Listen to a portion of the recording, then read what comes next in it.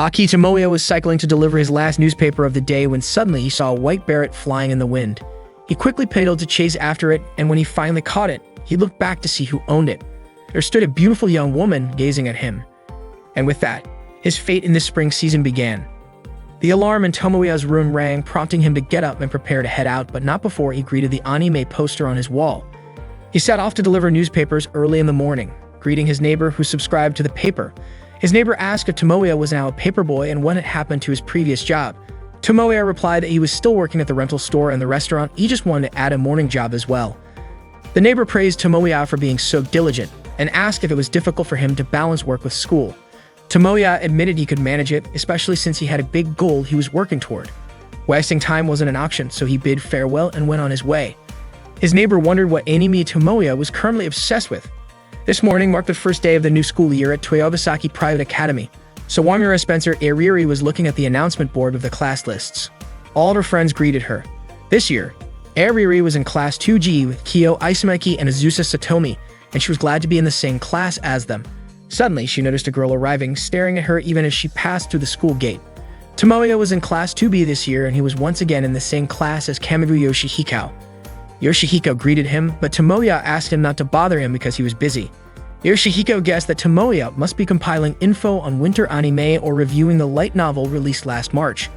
However, it turned out Tomoya had already completed that. He had summarized the anime within 24 hours of the final episode airing, reviewed the novel 3 days after its release, and had even completed the game review.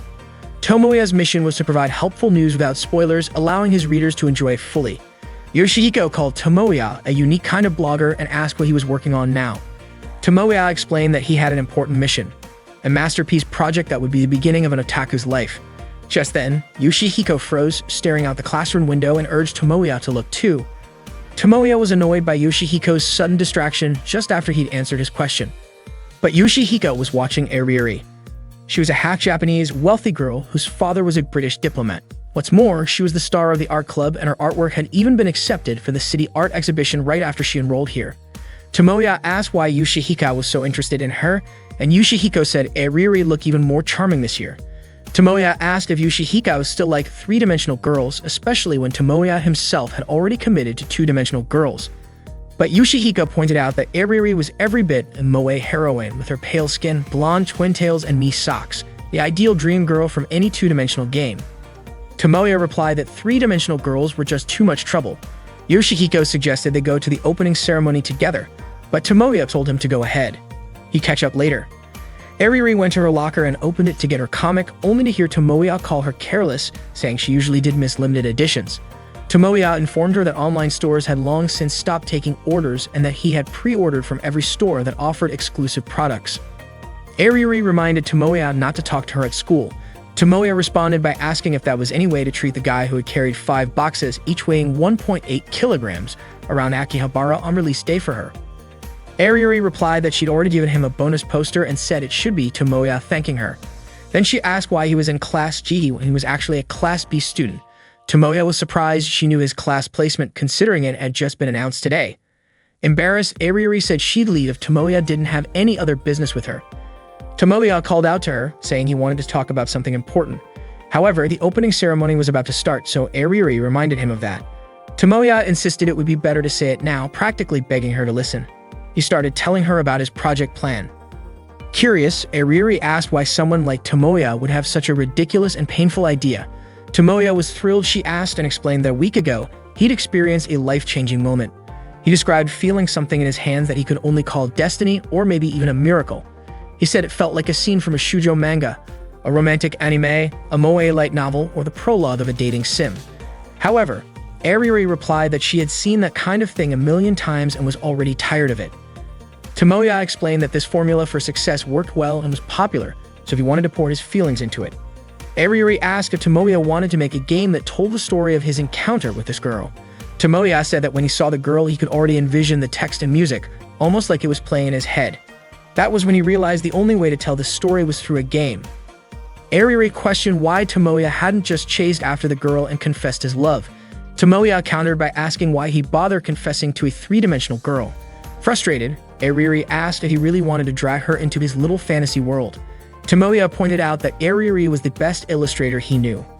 By day, she was the pride of Toyogasaki Academy's art club, but by night, her secret otaku identity was as the popular 18-plus doujinshi artist known as Egoistic Lily or Kashiwaji Eri. Annoyed, Ariri reminded Tomoya not to use that name at school. Tomoya asked if she considered working on the project, but Ariri declined. Then Tomoya reminded her of the promise they made in grade school.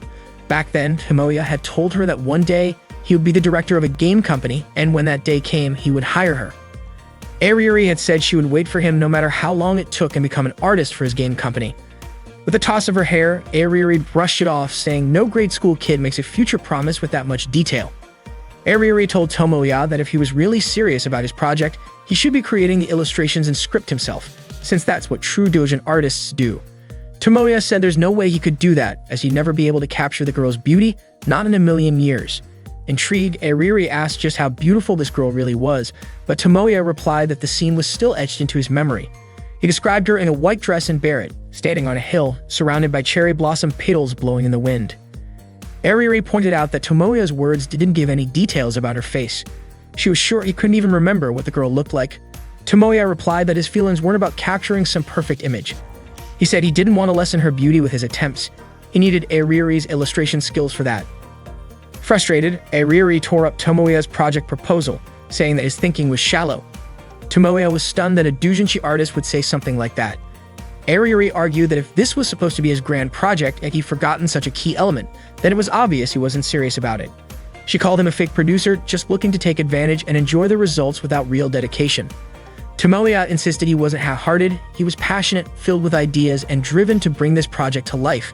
Ariri, unimpressed, questioned whether all his ideas fit on a single piece of paper. She suggested it was probably just a simple plot about a boy meeting a mysterious girl, getting close to her, kissing, and then ending it. She scoffed that his so-called unique vision could be summed up in a single sentence. Ariri walked away, ignoring Tomoya's pleas to hear him out. He told her he'd be waiting in the AV lab after school, but Ariri replied it was far too late for him to convince her now. During the opening ceremony, Yoshihiko noticed how dejected Tomoya looked and asked if he'd been rejected by a girl on the first day of school. Tomoya denied it, saying he was just dealing with a major crisis between him and his fresh start as an otaku. But, as usual, Yoshihiko wasn't really listening. Instead, he pointed out a girl named Kosumigoka Utaha. She was the smartest student in the school, ranking number 1 in her class for 2 years straight. Rumor had it that she lived in her own world, always slept in class, and never did her homework. Yet no teacher dared to scold her. Tomoya called Yoshihiko out for acting like he knew Utaha when he'd never actually met her. Utaha was indeed gorgeous and widely considered one of the 2 most beautiful girls at Toyogasaki Academy. Some people even said she was the dark side to Ariri's light side. Tomoya warned Yoshihiko that comparing Ariri and Utaha like that could come back to bite him. Still, Yoshihiko pressed on, saying Utaha had long black hair, a great figure, and wore black stockings. She was practically the perfect moe heroine to rival Ariri. But Tomoya insisted Yoshihiko stop judging them purely based on their appearances. Yoshihiko conceded it was odd that neither girl was ever seen hanging out with guys despite all the admiration they got. He figured they either knew how to hide it well, or maybe they actually dislike men. Tomoya told Yoshihiko not to ask him about it, but Yoshihiko laughed it off, saying he should have known better than to discuss it with Tomoya, the guy who only liked two-dimensional girls. After school, Tomoya met with Utaha, bringing her lunch since he knew she probably hadn't eaten yet. He asked if he could sit beside her, but Utaha just stayed silent and nudged him with her foot as a sign to open her lunchbox. She started eating with enthusiasm and then began asking questions, though her voice was barely audible. Tomoya handed her a drink. When she finished eating, Utaha said it must be because he wanted a favor that Tomoya was willing to show up in front of the woman he long discarded. Tomoya asked her not to say things that could give people the wrong idea and asked for her thoughts on his project plan. He admitted he'd never written a script before and would really appreciate her feedback. He then asked for an even bigger favor, saying he'd be thrilled if Utaha would join the whole project. Utaha's reaction, however, took him by surprise. She immediately crumpled the project proposal paper, saying, "Trash is trash, filth is filth, and ashes remain ashes." Tomoya was shocked, especially since he'd written the proposal with all his heart. Utaha told him that his misguided passion, his blatant naivety, and even his perseverance didn't match up to the appeal of his own name. She wasn't willing to give feedback on something she found unworthy. Tomoya asked if his project was really that terrible. Utaha gave a score of 0, saying parts of it were muddled, predictable from the story and source material alone. The worst part, she added, was that the content wasn't even on par with a pirated copy. She told him that what she'd read so far had left her completely disappointed. Tomoya couldn't believe Utaha thought so poorly of his project. She also said she was too busy to indulge in Tomoya's fleeting desire to start a game production studio. Tomoya insisted it wasn't just a whim. He'd always wanted to make games. He wanted to match, even in some small way, the game creators he admired. He reminded her that Utaha had once suggested that he might or might not have what it took to be a game creator. Utaha didn't remember ever saying that and accused him of trying to change the subject with some underhanded flattery. Tomoya was frustrated with her, especially knowing Utaha was the top student at Toyabasaki Academy and actually the famous high school novelist Kasumi Utako, the author of Koizuru Metronome, which had sold over 500,000 copies. Utaha said that since Tomoya knew who she really was, he should know she was very busy. Tomoya mentioned he knew she recently started a new series and congratulated her on it. She thanked him and started to walk away. Tomoya kept pleading, asking Utaha to meet him in the AV lab after school. Utaha, however, couldn't help but regret that he was only asking for her help now. Tomoya continued working on his project proposal, then headed out to meet Ariuri and Utaha. Suddenly, Kato Megumi called out to him, saying that Ms. Asumi asked him to come to the teacher's room to help carry teaching materials to the AV lab. However, Tomoya replied that he couldn't go right now because he had something important to do and that he would take care of it early tomorrow. Megumi then thanked him for retrieving her white beret that had fallen during spring break. Tomoya didn't remember this immediately, since it had been a few days, but then he realized who she was. Meanwhile, Ariuri was waiting in the AV lab. Hearing a noise inside the room, she said that she came not because she agreed with Tomoya's request, but simply because she'd lose sleep if she didn't settle things. Utaha responded by praising her sense of duty, surprising Ariuri, who didn't realize Utaha was there. Shocked, Ariuri yelled, ran up to her, and asked why she was here. Utaha shot back with the same question, asking why Ariuri was there. Ariuri guessed that Tomoya must have asked Utaha to come as well. Utaha admitted that she felt something was off when Tomoya mentioned wanting to make a game, but she hadn't expected him to ask Ariuri to do the character designs. Not wanting to be outdone, Ariuri shot back that Tomoya had asked a gloomy girl like Utaha to write the script. Utaha smirked, sarcastically wondering if it was wise to trust the illustrations to a delinquent who acted like a perfect young lady on the outside but was rotten on the inside. This infuriated Ariuri, who insisted she wasn't a delinquent, while Utaha admitted she might be gloomy, but at least she was more honest with herself than Ariuri. Ariuri warned Utaha to stay away from Tomoya, accusing her of just latching onto him because he reached out. Utaha countered, saying Ariuri had no right to talk since she was doing the same thing. Angered, Ariuri stated that she'd actually come to stop Tomoya because she didn't believe his crazy project would succeed. Utaha casually remarked that if Ariuri felt that way, maybe she shouldn't have come in the first place. Deciding to leave, Ariuri asked if Utaha was planning to stay and entertain Tomoya's wild fantasies. Tomoya interrupted, saying it wasn't Ariuri's concern. Realizing Megumi was the girl he met in the spring, Tomoya went back to her to confirm. Megumi clarified that they were in the same class. Tomoya, still confused, asked if her name was Kanu Megumi, but she corrected him, saying her full name was Kato Megumi. One day in the spring, Tomoya met his destiny. He had long remembered his dream, which was to create a dating sim game that could make people laugh, feel touched, and create a main heroine who could make people's hearts ache. At first, the response from those close to him was cold, but he didn't give up on expressing his dream, and eventually his friends came back to him one by one.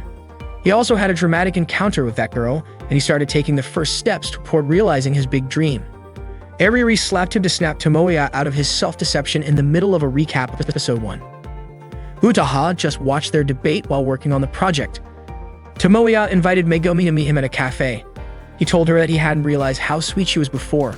Megumi thanked him and said that what Tomoya hadn't realized wasn't her sweetness, but that he had actually never noticed her presence. It turned out that Megumi had been in the same class with him since the first year of high school. She had always been the girl who was close by. The waiter came over to their table and Megumi began to order food. Tomoya observed how sweet Megumi was with a classic charm.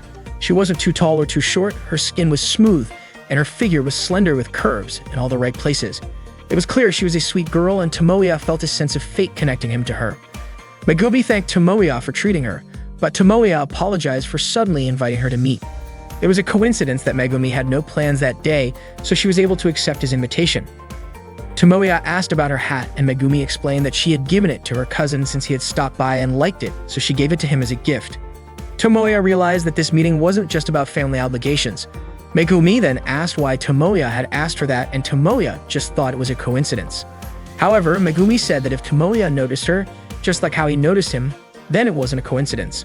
Tomoya complimented Megumi's good memory, saying she could remember such an insignificant otaku. Megumi told him that even though Tomoya was an otaku, he shouldn't consider himself unimportant. Tomoya believed he had no appeal at all. Megumi then pointed out that Tomoya was one of the 3 popular kids at school. He was known for donating light novels to the library, organizing anime screenings during the school festival, and no one at school didn't know Aki Tomoya. Tomoya still didn't believe it because the otaku population had sharply increased, and they were still looked down upon by society. Megumi then said she was the opposite of Tomoya, that she was truly boring. Her grades weren't that great, she wasn't in any clubs, and she had never served in any class leadership positions. Megumi also admitted that she didn't have many friends, but she wasn't interested in making new ones. That's why she wasn't surprised that Tomoya didn't remember her. Tomoya said that was wrong. Megumi wasn't boring, and he asked her not to think of herself that way. He also told her to stop feeling discouraged because of misunderstandings. Tomoya could guarantee that Megumi wasn't boring, it was just that her character was more neutral, not very flashy. In other words, Megumi wasn't perfect yet, which was why she didn't stand out. Tomoya said all of this loudly, drawing the attention of the other cafe patrons. Megumi asked to interrupt his words, asking if that wasn't worse than boring. Tomoya asked her not to underestimate the boring character type because not many characters develop in a way that stays true to themselves. For example, a character with twin braids, glasses, and freckles. If Megumi combined those boring traits, she would become more charming and grab people's attention because that character would be very clear. Tomoya then asked if Megumi had any unique traits that would make her unforgettable when someone looked at her, and the answer was obviously no. Tomoya emphasized once again that Megumi was sweet from the beginning and her character didn't match up at all, and there was something that needed to be done about her personality flaws. Megumi interrupted again, asking if her personality flaws were a problem for Tomoya. Tomoya replied that it was clearly his concern because Megumi needed to be someone special and her personality needed to be clear.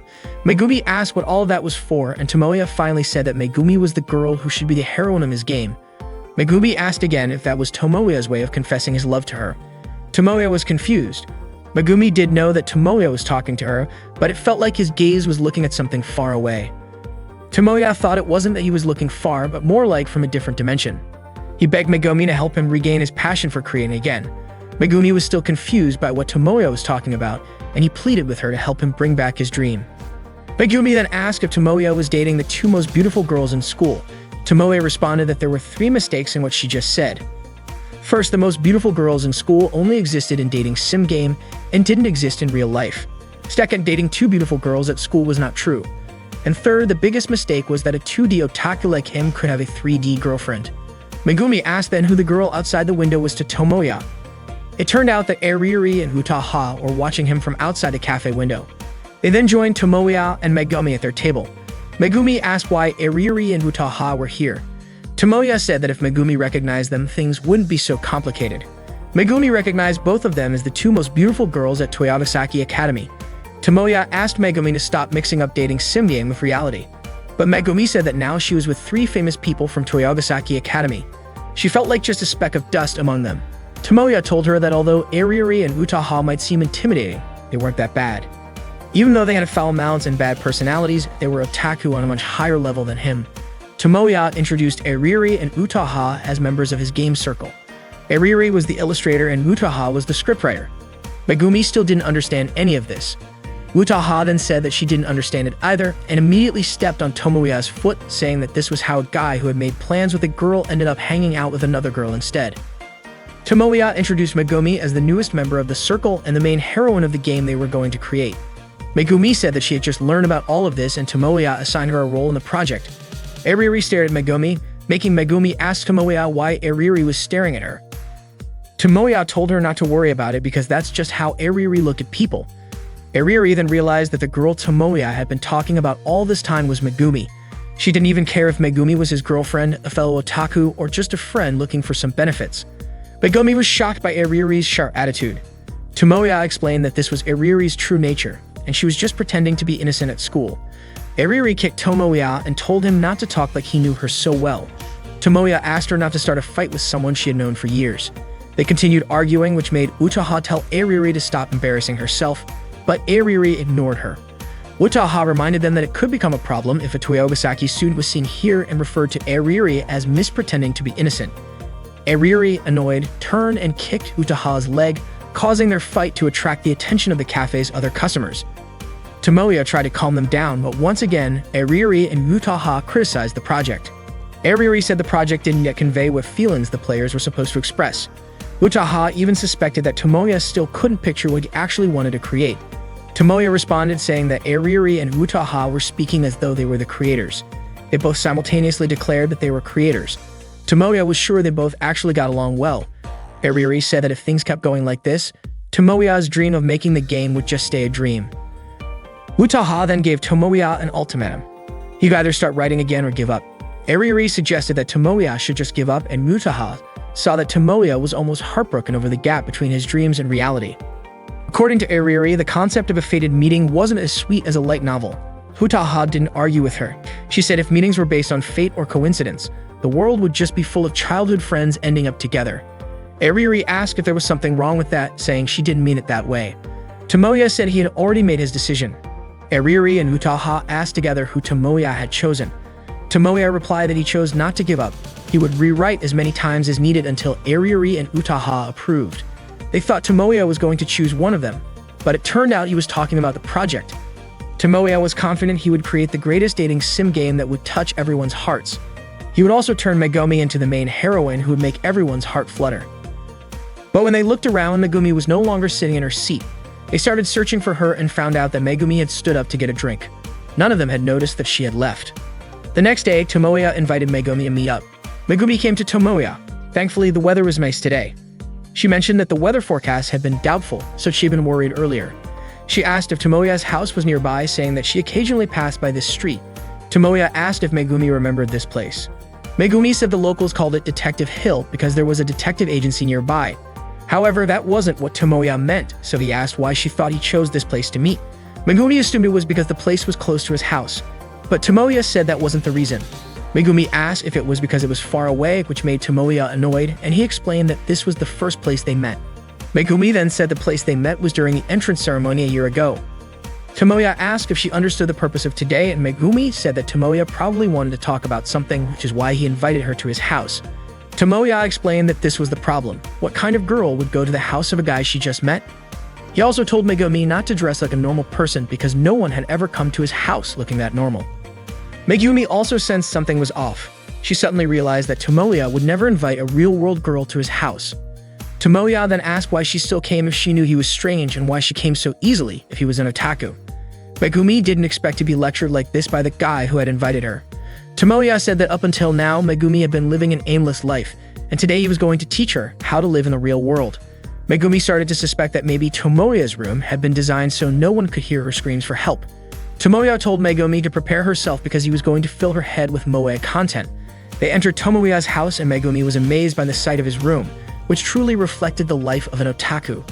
Tomoya blamed Megumi for acting so casually and said that she should have immediately commented on how hot it was and opened the window or pretended to sit on the bed and act awkwardly. She should have acted like that. Megumi asked why Tomoya expected her to ruin the mood by being tense like that. Tomoya was confident he could get the right reaction from Megumi soon. Today was a training session to enhance Megumi's 2D heroine sensitivity. Tomoya then offered Megumi all the dating sim game visual novels he had, telling her they were all famous ones that could make her laugh, cry, or even faint. Megumi chose the shortest one. Tomoya selected a dating sim game titled Dear Memories, a legendary game that had sold over 300,000 copies and was adapted into an anime. The game began, and Megumi chose the option to give the character a gift instead of inviting them home or suggesting a night view. Tomoya said that her choice was wrong, but Megumi argued that giving a gift was a natural choice to make their date memorable. Tomoya considered Megumi to be insensitive. He told her that the point of the game wasn't about giving a keepsake, but about creating memories together. Megumi said that what mattered most was the memory they shared, not the gift itself. Tomoya agreed, mentioning that giving a gift could lead to awkwardness after a breakup. He then told Megumi to take a break while he explained something. He began teaching her about the heroine of a dating sim game, something Megumi didn't know much about. He explained that heroines in dating sim game were representations, not robots that always give the same answers when a player clicks on certain points. They were warm-blooded humans, more captivating than real girls. That's how Megumi should be. Megumi responded, saying that this meant the heroines could change or even break up with the player. Tomoya couldn't even imagine a 2D girl breaking up with him. He couldn't live without her.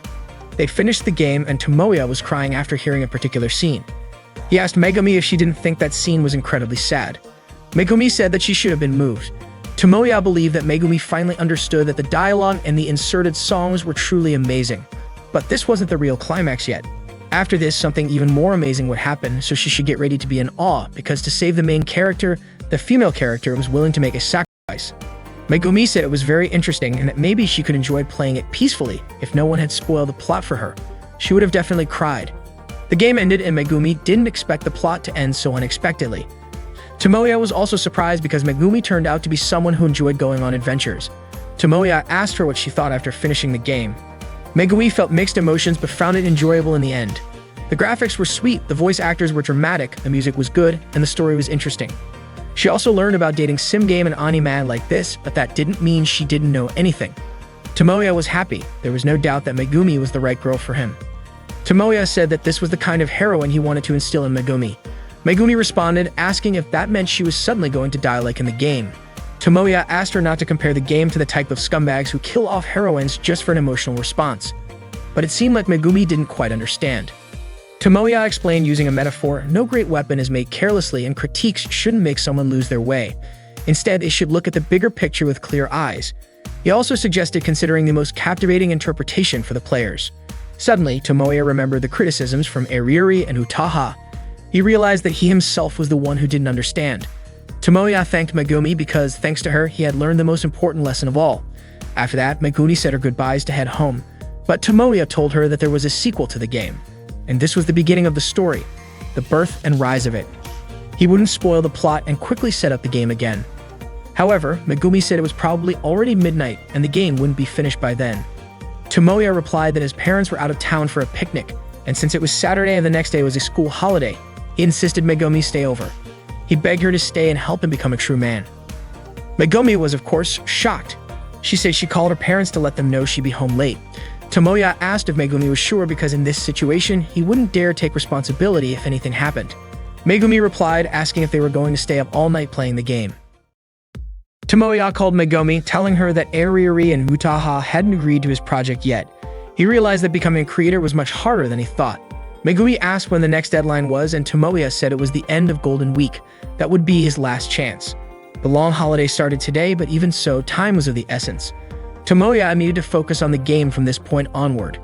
Megumi mentioned that there would be a proficiency test in the first week, but Tomoya asked her to forget about it for now. They needed to discuss the project. They had to get Eriri and Utaha involved and create the best dating sim game ever. Unfortunately, Megumi couldn't come because she was on vacation in Hokkaido with her family until the end of Golden Week. Tomoya motivated himself to start the project right away while he still had 4 days left before the deadline. He banned himself from watching anime, playing games, or reading light novels. He even put tape over his anime shelf to prevent himself from being tempted. However, he couldn't resist. He initially planned to read just one book to give himself a boost, but ended up reading several books and fell asleep. His attempt to stay focused had backfired. He decided to step out for a drink. Suddenly, he heard a voice asking for cola. He went to the fridge and grabbed 2 drinks, only to realize someone was in his room. He quickly went back to his room with the drinks, shocked to see Eriri there. Eriri told him to put the drinks down in a safe spot because she was afraid of spilling them on her sketch. Tomoya felt his schedule was ruined because Eriri had just barged into his room. Eriri had rung the bell earlier but got no response. It had been a few years since Eriri last visited, as they hadn't spoken to each other in years. Tomoya asked why she had come, and it turned out she wanted to work on her drawing for an event this weekend. Tomoya yelled, warning her not to visit a guy's house to work on inappropriate drawings. But what could she do? She had a deadline this month and couldn't draw at home because her father was hosting a garden party with many guests. Eriri couldn't just lock herself in her room, especially since even the foreign minister was at the party. Tomoya asked if her appearance at home was meant to seem disconnected from the girl he knew. They both went back to their work. Eriri then asked about the progress on Tomoya's project. Tomoya said he still had 3 days left and plenty of time to work on it. Eriri concluded that there hadn't been any progress, because when a creator starts using the number of days left as an excuse, it's clear they're behind schedule. This hit Tomoya hard and made him feel even more down. Eriri told him to just give up, saying that creating a game was too difficult for him. Tomoya replied that they still didn't know the outcome, especially since they had made many things together in the past that turned out bad. They used to make ugly drawings, bad stories, and happily shared them with each other. But Eriri said she didn't remember them ever doing that. Now she was part of a famous circle, and whatever Eriri could do, Tomoya could do as well. Tomoya would do what he loved, and one day he would become a creator more popular than Iriri. Iriri said that if Tomoya could do that, he wouldn't need to worry about her. Hearing that, Tomoya thought that Iriri had come here to cheer him up. Iriri yelled in frustration and told Tomoya not to think weird things about her. Tomoya called Iriri an ultimate sundeer, but Iriri replied that she wasn't being sundeer anymore, she just didn't care about him at all. Suddenly, the doorbell rang and Iriri got upset because someone had arrived just when she and Tomoya were talking about something important. Iriri immediately jumped onto the bed to look out the window, and she was shocked to see who had come to Tomoya's house. It was Utaha. She mentioned that Tomoya's room was tittier than she had imagined, even though it was clearly the room of an otaku. Tomoya quickly cleaned up the drinking glass and Iriri's pencil, and he asked Utaha why she had come over since it was the first time she had visited his house. Even though it was Utaha's first time coming here, she didn't feel nervous at all. In fact, she had been looking forward to spending time alone with Tomoya today. Utaha cornered Tomoya against the wall and said that he couldn't run away from her anymore. Tomoya's house was indeed known for treating guests like royalty, but Utaha's touch made him nervous, and he yelled that he would make sure she got home safely. Utaha was actually just joking. She had brought cake and said she only came to visit the frontline soldier and ask how the battle was going. Tomoya said that he hadn't even started yet. Utaha had been hoping for more than that. Tomoya admitted that he had learned from his past failures and that approach wouldn't work on people who worked in the same field. Utaha grabbed Tomoya's hand and told him not to push himself too hard with this. If he gave up now, his old life as a livestock pig would be waiting for him, and she was sure that kind of life would be tough for Tomoya. Tomoya said that hearing himself being directly called a livestock pig made his feelings a little mixed. Utaha said that the life of a creator may seem glamorous, but it wasn't as beautiful as it looked.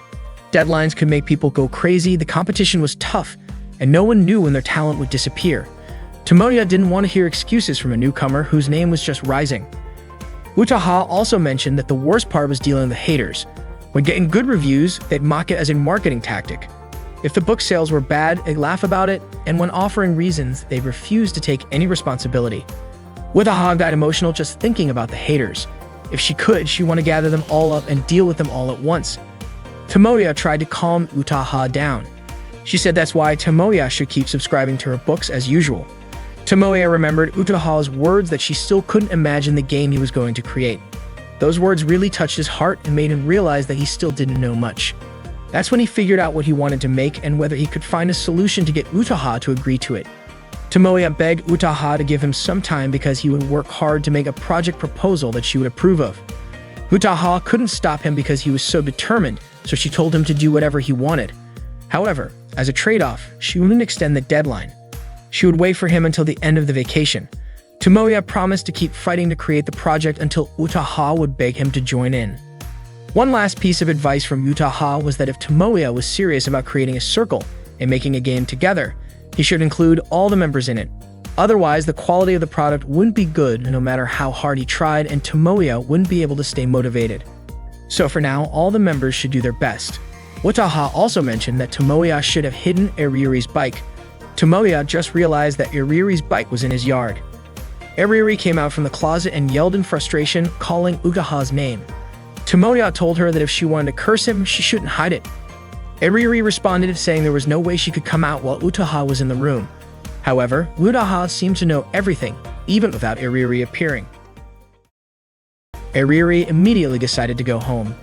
Tomoya called Megumi and asked how she was feeling, if she was happy. Megumi asked about the deadline for the project, but Tomoya told her not to worry about it and just enjoy her vacation. He was confident he could handle it. Before ending the call, Megumi asked what exactly made Tomoya interested in her, whether it was the times they spent together or something about her that he liked or didn't like. Tomoya responded by asking if Megumi was seriously ill and didn't want to continue living. Megumi's question wasn't as serious as Tomoya thought. He started thinking about all the moments with Megumi, which actually felt enjoyable, and he realized there was one thing he might want to change. He hoped Megumi could grow more. Megumi then asked if Tomoya wanted her to become a harsher person. Tomoya clarified that he didn't mean that. Iriri and Utaha were the harsh ones in his life. Megumi then wondered why Iriri and Utaha were so different, and said she would think about it herself before hanging up the phone. Tomoya began thinking about creating a proposal, but once again, he ended up reading a book, browsing a light novel blog, and eventually falling asleep. Once again, he had wasted time. That night, he realized an entire day had passed without him accomplishing anything. He quickly started packing up all his anime books, tapes, and games from his shelf. He still had 2 days left, but it felt like today had been wasted as well. His mind started to feel like it had hit a dead end. He felt like he had no talent at all. He then went to the place where he had met Megumi, only to find that it was just an ordinary hill. He had come here hoping for some inspiration or an idea to come to him, but even now, he couldn't see anything. No cherry blossoms in the air, no heroine in a one-piece dress standing at the top of the hill. Tomoya started wondering if maybe his dream was coming to an end. His dream had started here, but could it really end here? Suddenly, Megumi threw her hat in front of Tomoya, and cherry blossoms started blowing through the air. She said it had been a long time since they last met. Tomoya called out Megumi's name, and Megumi remarked that it was unlike him to recognize her. Megumi walked toward him and picked up her hat. Tomoya asked what she was actually doing. Megumi put the hat on and called Tomoya by his real name. She then asked if the kind of meeting Tomoya was hoping for was something like this, whether in an anime, a game, or a light novel. She also asked if this was how the girl Tomoya's dreams would talk, behave, and fall in love. She questioned whether she passed the test, asking if she could be the heroine of the story Tomoya was trying to create and if she could help him. Tomoya felt nervous and asked if Megumi wasn't supposed to be in Hokkaido right now. She replied that she had come back early, actually 3 days ago. She didn't expect the deadline to fall on the last day of the long holiday, so she decided not to go. Tomoya was surprised that Megumi would miss her family vacation for something so trivial. Megumi explained that if she didn't help him, Tomoya would keep nagging her. Tomoya felt bad and suggested that Megumi could have stopped by after her trip. But Megumi thought she wouldn't be of much use at a meeting. She had returned because she wanted to join the circle's activities to stay motivated. It wasn't just her. Ariuri and Utaha had been a big help too. Ariuri had even redesigned a dress, making it as close to Tomoya's taste as possible, with a more mini, shy, and 2D concept. It turned out that it wasn't just Tomoya's taste, but the dream of every moe otaku. The way she spoke and acted was directly taken from Ugaha's script. Acting really needed to be precise. Tomoya praised Megumi for being able to withstand the training, even though Utaha had once written scripts for the drama club and had expelled 3 club members. But according to Megumi, she still found it fun to be trained by Utaha. Maybe she could even get along with Ariuri and Utaha, as well as the rest of the circle. Tomoya didn't expect Megumi to be willing to do this, and he also believed in her dream, which might not be real or might just be a coincidence. Honestly, Megumi didn't fully understand what Tomoya wanted to do, but she believed he was truly serious about pursuing his dream. Megumi encouraged Tomoya to make her the happy heroine who would make everyone envious. Tomoya promised to make Megumi a heroine who would make everyone's heart race. Megumi blushed when Tomoya said that. Tomoya then said they should also make sure to get Ariuri and Utaha involved to create the greatest dating sim game. Tomoya took Megumi's hand and led her with him. The meeting had to be held right away since the deadline was the next day. Megumi asked if the project hadn't made any progress yet, but Tomoya told her she was free to suggest ideas, like whispering them to him in moe style like before. Megumi mentioned that she had school tomorrow, but Tomoya reassured her, saying that he'd let her leave at 7 a.m. Megumi then bargained, saying she could leave at 6 a.m. and Tomoya agreed. It turned out that Ariuri and Utaha had been watching them the whole time. Utaha remarked that it seemed like she and Ariuri had gotten dragged into this issue. Ariuri said that her project proposal wasn't finished yet and she wasn't sure if it would be done by tomorrow. Utaha joked that it seemed like the sudden main heroine had appeared and the battle was over. Ariuri looked upset seeing Tomoya and Megumi walking together, which made Utaha ask if seeing that bothered Ariuri why she was helping Megumi at all. Ariuri said that she didn't care at all and could even say it had nothing to do with her. Utaha warned Ariuri that if she didn't handle her stubbornness soon, she might regret it one day. Ariuri stubbornly replied that she didn't believe she could ever work with someone like Utaha. Utaha responded that she was really looking forward to working with Ariuri. Ariuri remained stubborn, saying she didn't want to work with a writer like Utaha. Suddenly, Megumi turned around and waved at them, but Ariuri just stuck her tongue out at her. Today, Utaha's manager Machida Sonoko called her to let her know there was an interview scheduled for tomorrow. Utaha agreed to do the interview, saying she had made progress on the storyline for her new book. Sonoko, however, questioned whether Utaha's words could be trusted. Utaha then asked if she had ever lied to her. Sonoko admitted that while Utaha had never lied about her books, when it came to deadlines, Utaha lied nearly every time. Utaha used this as a reason to withdraw her earlier statement about being available for the interview tomorrow. She said she wouldn't be able to make it. Sonoko pleaded with Utaha, explaining that the exclusive interview about Kasumi Utaku's Utaha's pen name latest book would be featured in several pages of the upcoming issue of a magazine, and it had already been announced in the previous issue. However, Utaha remained firm, saying she worked on paper, not in front of others. Sonoko understood, even though she had already made arrangements and thought Utaha would be pleased. Then Sonoko said something that shocked Utaha so much that she accidentally bumped her foot into a chair. Meanwhile, Megumi was riding the train with Tomoya. She mentioned that she had finished reading a light novel called Koisaru Metronome. Tomoya was surprised and asked her what she thought about it. Megumi said that because of the novel, she had been sleeping less, she couldn't relax until she finished reading it. At first, Megumi thought light novels were only for guys, but this one made a woman cry. Tomoya felt proud of her, and Megumi asked if she could keep all the light novels. Tomoya said she could, since he had given them to her for free. He even still had 2 more sets, one for him to read and one for his collection. Megumi was really happy, and Tomoya promised to buy her more when she ran out of books. Although Megumi wasn't used to the life of an otaku, she couldn't believe that Utaha was the one who wrote this book. Tomoya confirmed that it was true. When people think of a high school girl being a light novel author, they usually picture something typical of the genre. But when they see Utaha at school, no one would guess she was a romance novel author. This meant Utaha really kept her character in check, and Tomoya told Megumi that she should learn a lot from Utaha. Megumi, however, said that it was impossible for an ordinary person to be the smartest student and a successful novel author at the same time. Tomoya was confident that it wasn't just God-given talent, but Utaha had also worked hard, sweating blood to get to where she was. He even considered Utaha to be his god.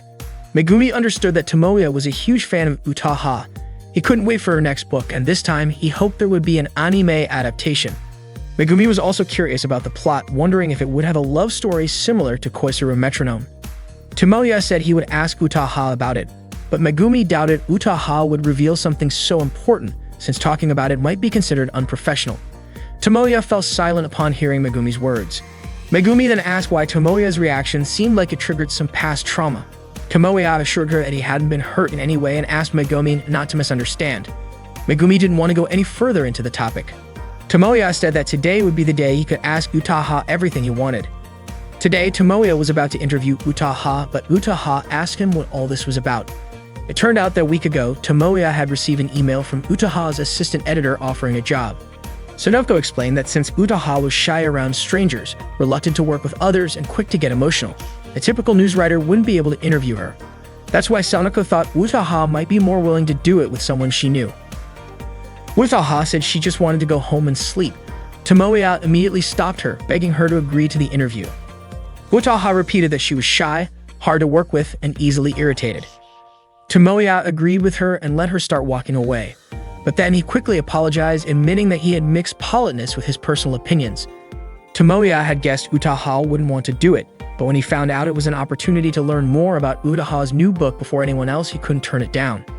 Sonoko suggested that Utaha just accept it, pointing out that it was just a small request from a writer who had already sold 500,000 copies of her book. Utaha was shocked that Sonoko, as a grown woman, would tarnish the workplace by bringing an amateur into it like that. Eventually, Utaha agreed to do the interview with Tomoya. He began the interview, which would be featured in Undead magazine. Regarding her new book series, Tomoya asked if this new series would be similar to Koisaru Metronome, which was set in Wago City. Utaha confirmed that she had intentionally made it similar. Tomoya then asked if that meant the new book was connected to the previous one in some way, like if it would take place at the same school or feature the same characters. Utaha started to feel sleepy and only answered with one word, possibly. Tomoya reminded her not to fall asleep after just 30 seconds of the interview. Utaha couldn't hold back her sleepiness because she had stayed up late working on the plot for her new series. However, Sonoko pointed out that she was the one worried because Utaha hadn't made any progress despite staying up all night and hadn't even written a single draft. Utaha then fell into a deep sleep. The table was now covered with various energy drinks to keep Utaha from falling asleep again. Tomoya continued with his questions. He mentioned that the continuation of Utaha's book Koisaru Metronome was highly anticipated, but it seemed like Utaha was under pressure because of the high expectations. Utaha simply said one word, no. Tomoya clarified, asking if she meant that no matter how much her life changed, it wouldn't affect her work, and she would continue to give her best. Utaha said that honestly, she wasn't sure her new series would sell as well as her previous one, purely because of her own abilities. Tomoya asked if it was because of the support from her readers that made Koizuru Metronome a hit and hoped that everyone would like her new series. Utaha remained indifferent in her response. Tomoya then praised Utaha for her outstanding involvement, saying it was the key to her success. However, Utaha responded that it was because of Tomoya that Koizuru Metronome sold so well. Tomoya insisted that his actions didn't have much of an impact. Sonoko, however, pointed out that Utaha's statement was half true because there had been a significant boost in sales after the book was featured on Tomoya's site. They had originally planned to summarize the book in volumes 2 or 3, and it had never even been posted, let alone reprinted. Honestly, the book wouldn't have appeared at all if it weren't for the hardcore fans of Fantastic Bunko.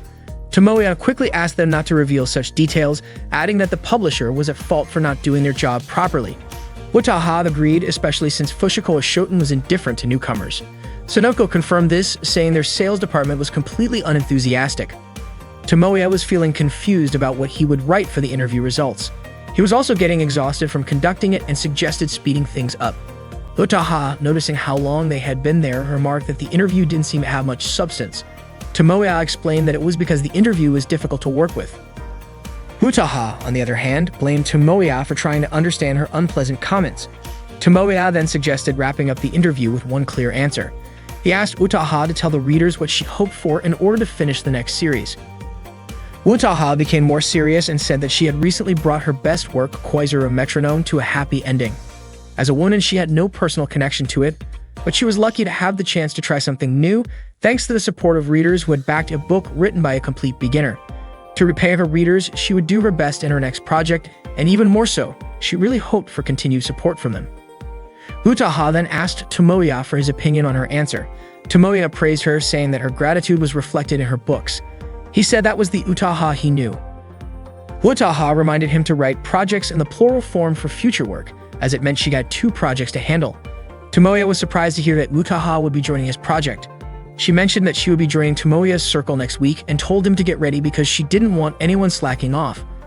Utaha also expressed some concern about whether Eriri would join. Tomoya thanked her and Utaha added that he should be ready to work with her. Tomoya grabbed Utaha's hand and said that in his life, he would never do anything to ruin her. Sonoko suddenly woke up and called them both to start a meeting to discuss work priorities. Tomoya was startled and asked since when Sonoko had woken up and started paying attention to them, especially since it was already late at night. Sonoko replied that they were used to working late. Tomoya then realized how tough life in publishing could be. Meanwhile, Eriri was standing in front of the AV lab. She said to herself that she had already decided whether she would join or not, but she knew Tomoya couldn't do it alone and thought maybe she could lend him a little help. Suddenly, Utaha spoke up. Eriri was surprised to see Utaha there as well. Tomoya told her she was late, even though they had already started earlier. Eriri shouted, asking how Utaha had arrived before her. Utaha calmly replied that everyone had been told to gather there at 2:30 p.m., and it was Eriri who was late. Utaha then added that she had been personally convinced by Tomoya to come, so she had no choice but to join. Eriri got upset because she hadn't been convinced in the same way, and Tomoya quickly told Utaha not to say things that could cause misunderstandings. Utaha then called Eriri someone who could never be satisfied unless she won, saying she would be a terrible girlfriend and was the type of person who would lose everything because she couldn't control her emotions. Eriri blew up and Tomoya stepped in, taking responsibility for the whole situation. He then started explaining the schedule for the dating sim game project, mentioning that he planned to finish the game by December and have it ready for a winter comic debut, meaning their legend would begin with the new year. However, both Eriri and Utaha disagreed, saying it was impossible. Eriri objected because she was also involved in other clubs and had commitments with her circle. Utaha also had a problem with the timing as it clashed with her book writing schedule. Utaha stepped forward and began rescheduling, but Eriri didn't agree because she also didn't have enough time to finish her work. She changed it again, but Utaha disagreed with Eriri's suggestion, and the two of them kept arguing on the schedule. Tomoya asked them to stop fighting. He just wanted them to focus on the story and character design. After a bit of back and forth, they finally agreed on what they were working on and could proceed with the project. Tomoya then asked what he could do now. Eriri and Utaha both asked him to buy snacks. Tomoya reminded them that he was the president, producer, and director of the circle. However, Eriri insisted that Tomoya should focus on designing the characters, and Utaha also suggested that he focus on the plot, script, and everything else. In the end, Tomoya gave in and went to buy the snacks. Suddenly, Utaha remembered something important. The key to the project's success was raising funds for expenses like DVD production, packaging, manuals, printing costs, and more. The estimated total could range from 100,000 yen to 1 million yen. Tomoya was shocked to hear that because no high school student had that kind of money. However, Ariri argued, explaining the details of the costs at Comic-Con, starting from book sales, printing fees, and profits. Similarly, Utaha explained the breakdown of her first book sales, printing costs, and royalties she earned. The amount was considerable, and Tomoya asked if they had already filed a tax return. Seeing that Tomoya seemed overwhelmed by the budget, Utaha offered to lend him the money, but not for free, and assured him it wouldn't come with high interest. Utaha only asked for a small favor in return. Tomoya moved closer and Utaha was about to whisper something, but Ariri quickly separated their heads, which had been close together. She was upset and hit Tomoya. Utaha said that financial issues couldn't be avoided, and someone had to know how to handle them. Ariri yelled at Utaha to stop pretending, saying that wasn't the issue she had with her. The two of them started arguing again over this, and Tomoya intervened. He wondered why fighting seemed to be a regular thing in their circle. He told them he would do something about the money issue, but in return, Ariri had to be serious about drawing moe characters, and Utaha had to write a script that could make people cry. They agreed to their respective tasks. Suddenly, Megumi asked what she was supposed to do. That was when the three of them realized that Megumi was also in the room. The next day, Tomoya woke up early. He was working hard to meet his goal of raising 1 million yen, and he was confident he could exceed it by creating a dating sim game with the help of all the circle members. Tomoya started his day delivering newspapers, then worked as a laborer carrying heavy items. After school, he worked at a rental shop and a restaurant. He believed that he could make Megumi the best heroine ever and impress everyone.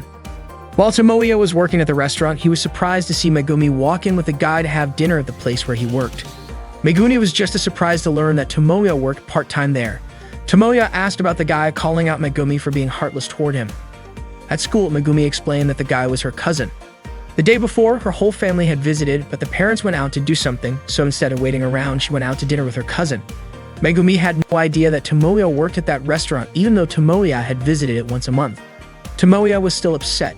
He had told Megumi that she needed to stand out more, but he didn't mean in a bad way like that time. He asked if she understood her current position. Megumi realized that she was just a second-year high school student with no noticeable presence dragged into an otaku circle at school. Tomoya said that was the old Megumi before she changed. The real Megumi was the heroine with pure beauty, the kind that could make people's hearts flutter. Megumi didn't know how to respond. Tomoya continued, explaining that a heroine exists for the protagonist, someone who would never do anything bad. She would never leave him for another guy. Megumi was confused by Tomoya's words, especially since the guy from last night was just her cousin. Tomoya pointed out that it was exactly because he was her cousin that it was a problem. Tomoya then shared a story from a dating sim game he once watched. A long time ago, when the heroine visited her grandmother's house, she sprained her ankle. Her cousin carried her home, and the two of them ended up walking back late at night, crying and becoming a bittersweet love memory. Tomoya pleaded with Megumi, saying she might find it unreasonable, annoying, or downright stupid, but he didn't want to see her with her cousin again.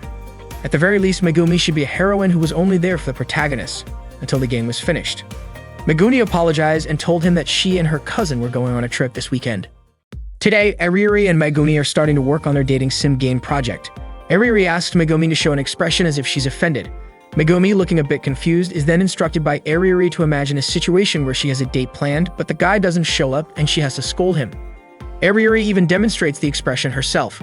However, Megumi replies that such behavior doesn't happen in real life, and so their circle's activities officially begin today. Tomoya is in charge of preparing snacks for the group. He notices Utaha typing "ah" repeatedly on her laptop and realizes it's her way of signaling that she wants to be fed. Tomoya complies, feeding her a snack which Utaha eagerly eats. She then types more as a request for another bite, and Tomoya feeds her again. Meanwhile, Tomoya occasionally glances at Ariri and Megumi, who are engaged in a discussion. Ariri asks Tomoya to buy her a new pencil because hers is broken. Turning back to Megumi, Ariri asks if she can manage to make a frustrated expression. She then instructs Megumi to imagine channeling all her anger into her temples. Megumi tries but still can't quite pull it off. Ariri then switches tactics, asking her to make a foolish expression. Megumi cycles through all the expressions she can muster, but none of them seem to satisfy Ariri. Frustrated, Ariri complains that Megumi isn't able to express any emotions typical of manga characters, and she's at a loss for how to handle it. Megumi, equally unsure, suggests that she wants to learn how to improve on her own. She stands up, walking around while reciting lines that Ariri had demonstrated earlier. Ariuri admits she's never faced a challenge this difficult before. She muses that if Megumi truly can emote, they could just make her play a character like Ayanami Rie. But Megumi's personality is too soft and half-hearted for that kind of role. Tomoya agrees, pointing out that Megumi's expressions are so subtle that her neutral face is her most distinctive feature. Ariuri is almost ready to give up, lamenting that she's never encountered someone so difficult to work with. Tomoya reminds them that they're on a tight deadline for the character design. Ariuri asks if they should have a meeting at Tomoya's house this weekend to get everything finalized. Suddenly, Tomoya asks Ariuri if she's ever been on a date. The question takes Ariuri by surprise. She presses her pencil so hard against the paper that it scratches deeply, startling Otaha into dropping her laptop. Ariuri yells so loudly that Tomoya wonders if his question was too serious. Ariuri scolds him, saying that hearing a question like that from an otaku like Tomoya could give someone a heart attack.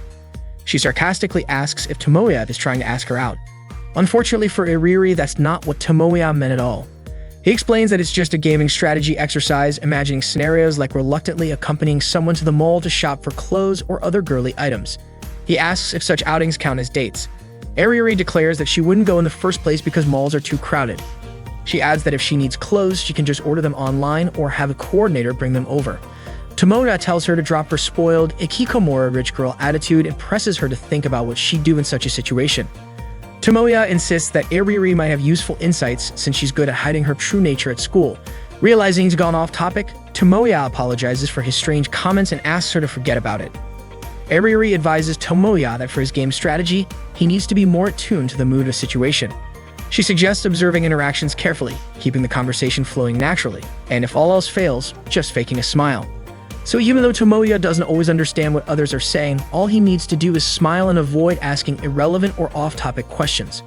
Most importantly, he must not do something silly like interrupting the conversation. Tomoya, however, argues that wouldn't it be more boring that way? He believes it's better to dive deeper into the topic while still having a one-on-one moment. Ariuri dismisses this as just a casual homegrown game strategy and insists Tomoya should stick to his otaku zone. Tomoya expresses his desire to stay true to himself, but Ariuri claims that's impossible because everyone has their own secret side. Tomoya counters by asking if Megumi isn't an exception, since she isn't an otaku, but still mingles comfortably with them while staying true to herself. Tomoya admits he's amazed by Megumi. That's why he adds he doesn't think he should force her to smile. This annoys Ariuri. She had a feeling their conversation was really about real-life dating. She accuses Tomoya of planning to ask Megumi out and implies he's using Ariuri as a backup. Feeling deceived, she says she's done. But Tomoya clarifies that he just wants to go shopping, to the opening sale at Rokutenmo Mall. To Ariuri, though, that still sounds like a date. Tomoya suddenly asks, does that still count as a date even if it's with your cousin? This leaves Ariuri completely baffled about what Tomoya is getting at. Suddenly, the sound of Utaha laughing fills the room. She's typing away furiously, apparently struck with inspiration. Utaha exclaims that the plotline has come to her, excitedly narrating a scene she's just written. Tomoya and Ariuri exchange glances. Ariuri comments that moments like this often arise during creative processes, calling it the dark side of being a creator. Tomoya asks Ariuri if Utaha is simply getting carried away, to which Utaha, still full of energy, declares that Tomoya must be punished immediately. Meanwhile, Megumi continues practicing her expressions late into the night. The next day, Utaha hands in the fruits of her all-nighter. She stayed up to finalize her storyline. Tomoya praises her for her effort. Megumi seems genuinely surprised that Utaha managed to produce so much content in just one night. Ariuri points out that's probably 5 times the size of Tomoya's proposal. Tomoya admits Ariuri's jab stings, but he can't deny that Utaha is amazing for pulling it off. Utaha, however, requests that Tomoya read it first before giving his opinion, then says she wants to take a nap. Without another word, she falls asleep on the bench. Tomoya begins reading her script aloud. It starts with the protagonist Azumi Seiji, whose family is forced to move to the outskirts of town because of his parents' work. He transfers to a new school, and on a hill covered in falling cherry blossoms, he has a fateful encounter with a girl. Megumi asks who will design the protagonist. Ariuri answers that she'll base his face on the most handsome man she can imagine. Tomoya continues reading. The next day, Seiji meets the same girl again, and it turns out they're in the same class. The girl's name is Kano Meguri. Slowly but surely, the distance between them closes until they confess their feelings to one another. Tomoya remarks that the character feels similar to Megumi, but with a bit more emotional pull. However, Meguri's personality starts to change. Her strange obsession with Seiji begins to surface, accompanied by subconscious fears and memories from before her birth. Concerned about her behavior, Seiji confronts Meguri and suddenly, she says something unexpected to him. Tomoya asked Megumi to read Meguri's dialogue. Megumi complied and began reading the scene, where it turned out Meguri called Seiji Big Brother. Tomoya continued narrating the story. Meguri started recalling her past life of forbidden love and a family tragedy. Each time Meguri remembered those memories, a series of events unfolded between her and Seiji. Eventually, a foe from their shared past emerged to stand between them. Tomoya suddenly yelled out because what happened next was absolutely crazy. Driven by their resolve to protect one another and defeat their enemy, the two lovers ended their sibling relationship. Megumi commented that siblings falling in love doesn't happen, but Tomoya argued that it absolutely does in the world of 2D. Eriri agreed with Tomoya and urged Megumi to take it more seriously. Tomoya continued reading. The fight finally ended, and the two broke the chains binding them to their past, embracing their forbidden love as they faced an uncertain future together. He then asked Megumi to read Meguri's lines again. Eriri remarked that even if they had a script, if the acting was half-hearted, it would still feel empty. Megumi apologized, admitting she wasn't used to 2D-style behavior. Wataha woke up and asked Tomoya what he thought about the storyline. Tomoya said it was genuinely interesting and felt completely different from her previous works. He praised the tension and shocking twists as truly remarkable. Eriri chimed in, pointing out that the heroine being a reincarnated younger sister and also a yandere wasn't too far off from Wataha's usual style, but she admitted it was decent. Megumi commented that the setting felt a bit rigid. Wataha responded by saying it seemed like no one had any real objections and asked if this could be considered the final concept. Eriri agreed, saying she needed to finalize the character designs, so it would be better if the plot was locked in. Tomoya acknowledged that the storyline was intriguing, but he needed more time to think about its ending. Eriri grew irritated, arguing that it should be good enough as it was, especially since everyone, including Tomoya, had already said it was interesting. But Tomoya disagreed. He admitted the story was engaging and exceptional, but said it still didn't feel satisfying to him. Eriri, now frustrated, claimed that subjective critiques like his wouldn't help anyone improve. Tomoya admitted he was at fault and wished he could explain himself better. Even so, he insisted that in its current state, he couldn't call it his work. This infuriated Eriri further, and she snapped, telling him he should just write it himself then. Wataha intervened, warning that if Eriri said things like that, the project would fall apart. There are things a director should never say to a creator and vice versa, and Eriri had crossed that line. Eriri, feeling even more irritated, asked who she was even doing all this for, but Wataha coolly replied that it was certainly not for her. Wataha then walked out. As she passed Tomoya, she remarked that once again he had given her an answer. Afterward, Megumi suggested postponing their plans to go to Rokutembo Mall, pointing out that Tomoya wasn't in the right mindset. She thought it would be better to go another day. However, Tomoya insisted they should still go on their date tomorrow, and it seemed Eriri overheard him from outside the room. The next day, Tomoya and Megumi went to Rokutembo Mall together. The mall was packed with people and the lines were long, but Megumi found the whole experience enjoyable. Tomoya, on the other hand, felt uneasy. Megumi asked him if the crowds were making him feel sick. Tomoya admitted he could handle it for now, but only because it wasn't a gathering of otaku under someone's command. Tomoya then asked if the overwhelming chaos didn't bother Megumi. She replied that whether it was normal or not, it was just casual chatter to her. Then the mall doors finally opened. Tomoya pushed his way through the crowd to enter. Once inside, they found a bench and sat down, both feeling utterly exhausted. Tomoya apologized, pointing out that they had queued since early morning only for him to suggest taking a break. However, Megumi was the one who apologized instead. Tomoya couldn't understand why people couldn't line up properly. He found it especially frustrating that the mall staff merely monitored the crowd from the front and back without trying to manage the chaos. Many shoppers cut in line without hesitation, and to top it off, the sheer number of couples in the crowd was overwhelming. Tomoya grumbled, clearly annoyed at all the normal people present. Megumi pointed out that technically, by being there together, she and Tomoya were also contributing to that number. Tomoya called this the baptism ritual of Rokutembo Mall. Megumi, not understanding what he meant, suggested it might be better to visit the mall a month after its opening. Tomoya disagreed, saying the situation would likely remain the same. He clarified that it wasn't the number of people present, but their attitudes. He compared it to Japan's largest queues, saying they weren't nearly this chaotic. There, no one would cut through corridors, take shortcuts on escalators, or push ahead in line. Everyone respected the system, and the enthusiasm of the participants ensured the event's success. Megumi deduced that he was referring to comic-related events. Tomoya corrected her, saying it wasn't just comic-related. It was the comic market, or Comic-It, held twice a year in the summer and winter. He explained it was Japan's and possibly the world's largest doujinshi sales event, drawing over 500,000 attendees. Yet Megumi still described it as comic-related, much to Tomoya's chagrin. Seeing Tomoya's passion light up as he spoke, Megumi remarked that he seemed to have recovered his energy. Tomoya retorted that he had never witnessed chaos like this at Comic-Con, even though it had 10 times the number of attendees.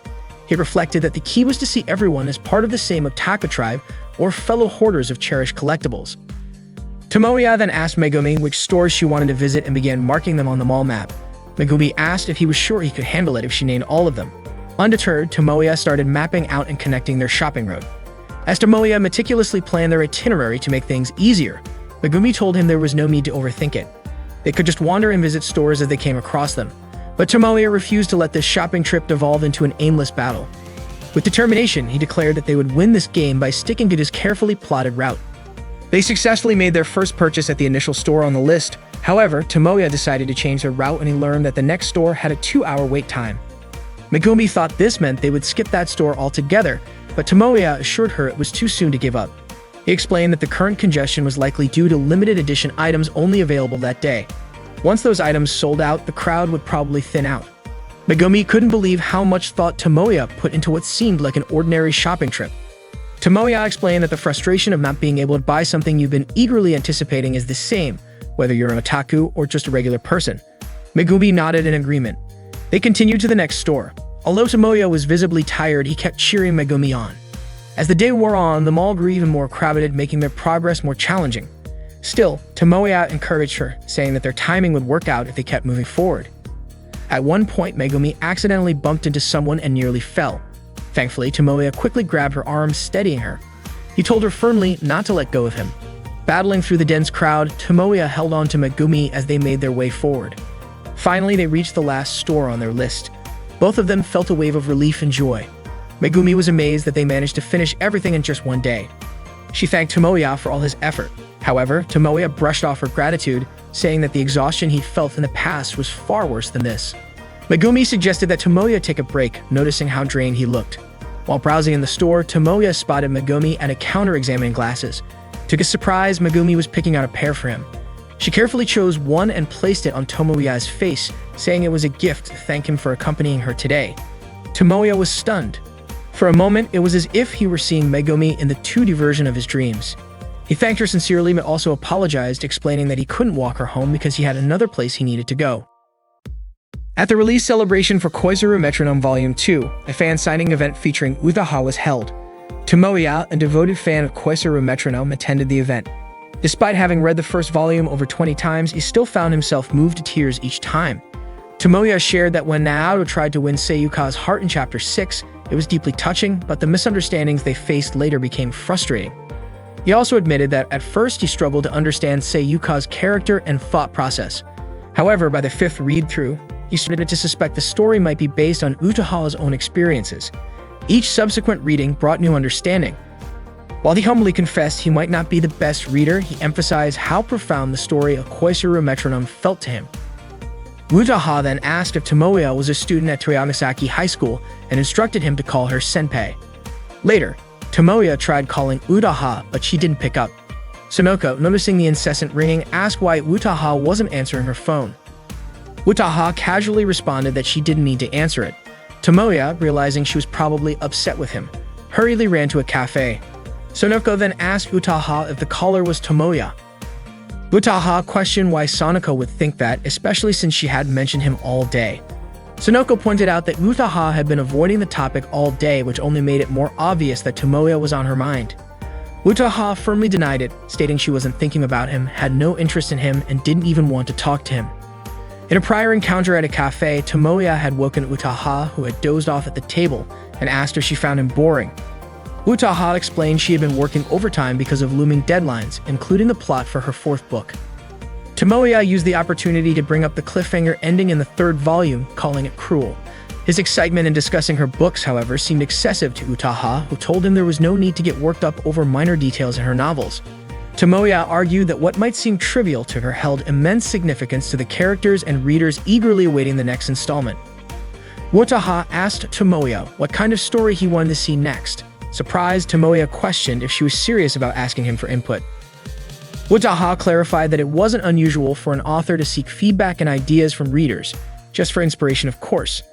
Tomoya eagerly dove into his thoughts, passionately sharing his perspective on the light novel's plot.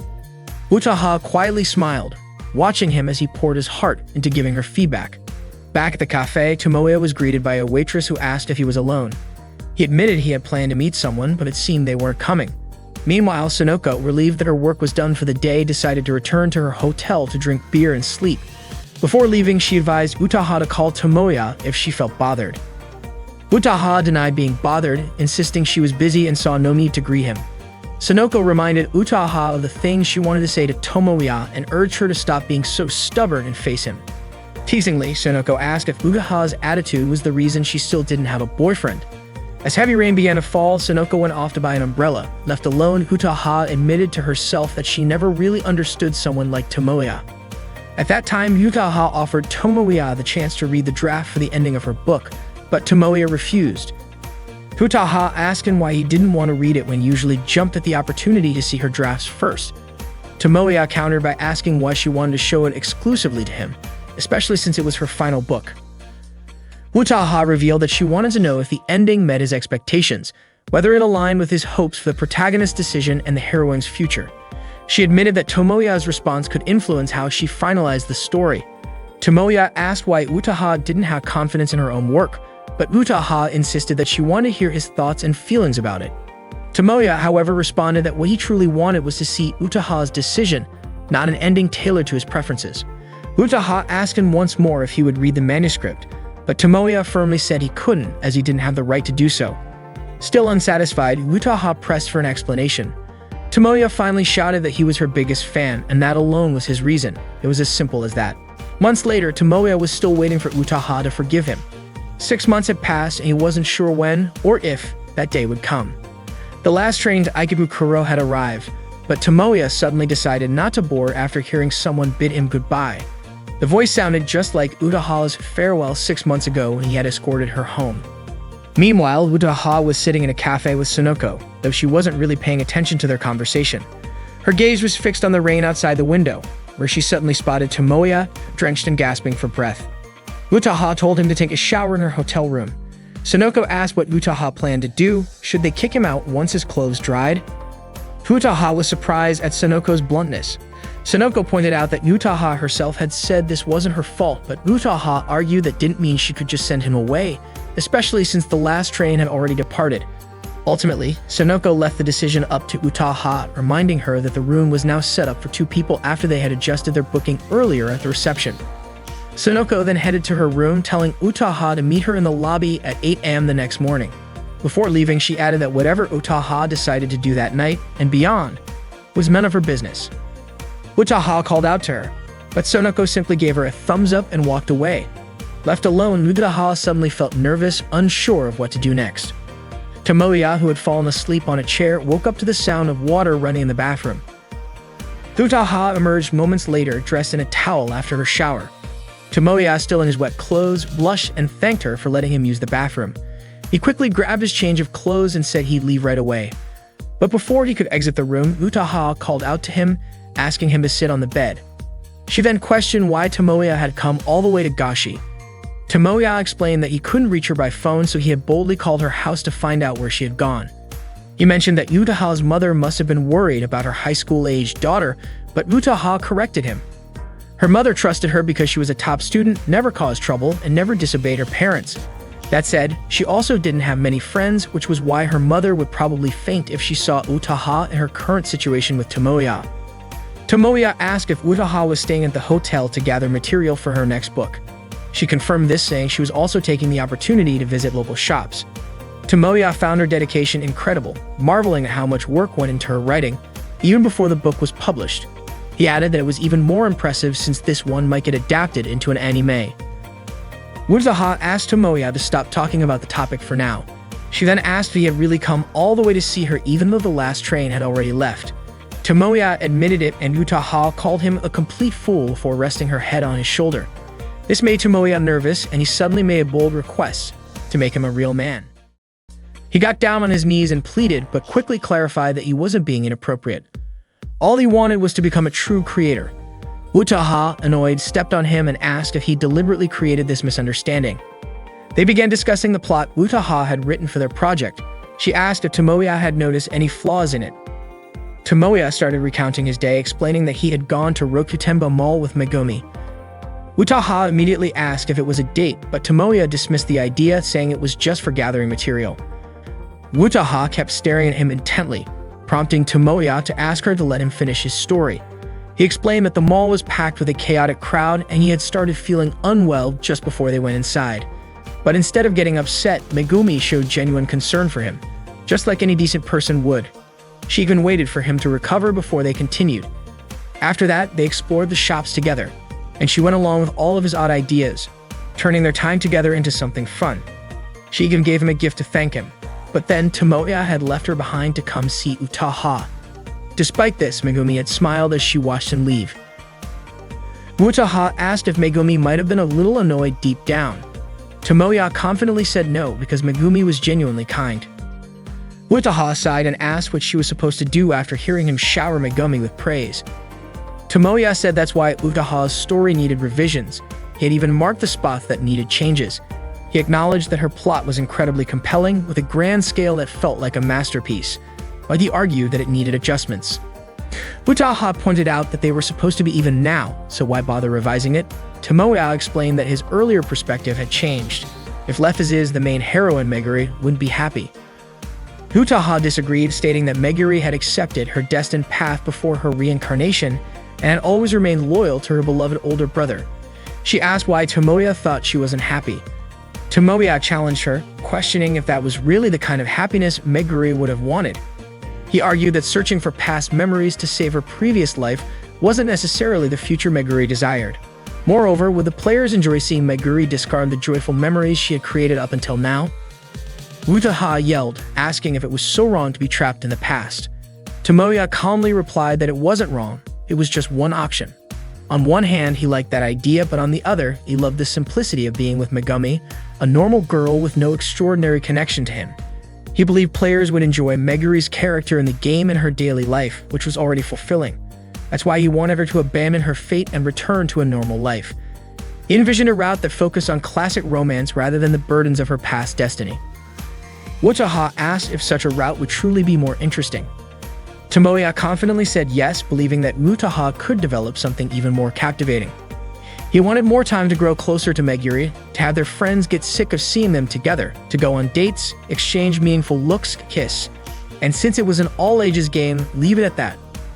Utaha then asked Tomoya if he thought they should just forget the story they had built so far, saying it would be pointless to remain shackled to the past. Tomoya replied that the past still held value. The idea of a love buried for 100 years was incredibly moe, especially since Meguri was a yandere. He added that the thought of them both cherishing their shared memories sounded perfect, abandoning everything else to live in a world that meant so much to them. However, he reminded Utaha that the story had to remain all ages, so it could only go as far as a kiss. Utaha called Tomoya indecisive. Tomoya chuckled, saying that's the charm of a true dating sim game protagonist. Utaha sighed but began revising the story, asking for feedback on some sample lines she had written. Tomoya suggested making them even more unique. Utaha admitted it was the first time in her career she'd received such feedback. Tomoya explained that if Utaha made the character as plain as possible, players would be caught off guard when a drastic change occurred and the character suddenly became sweet. Utaha understood the appeal of a gap moe.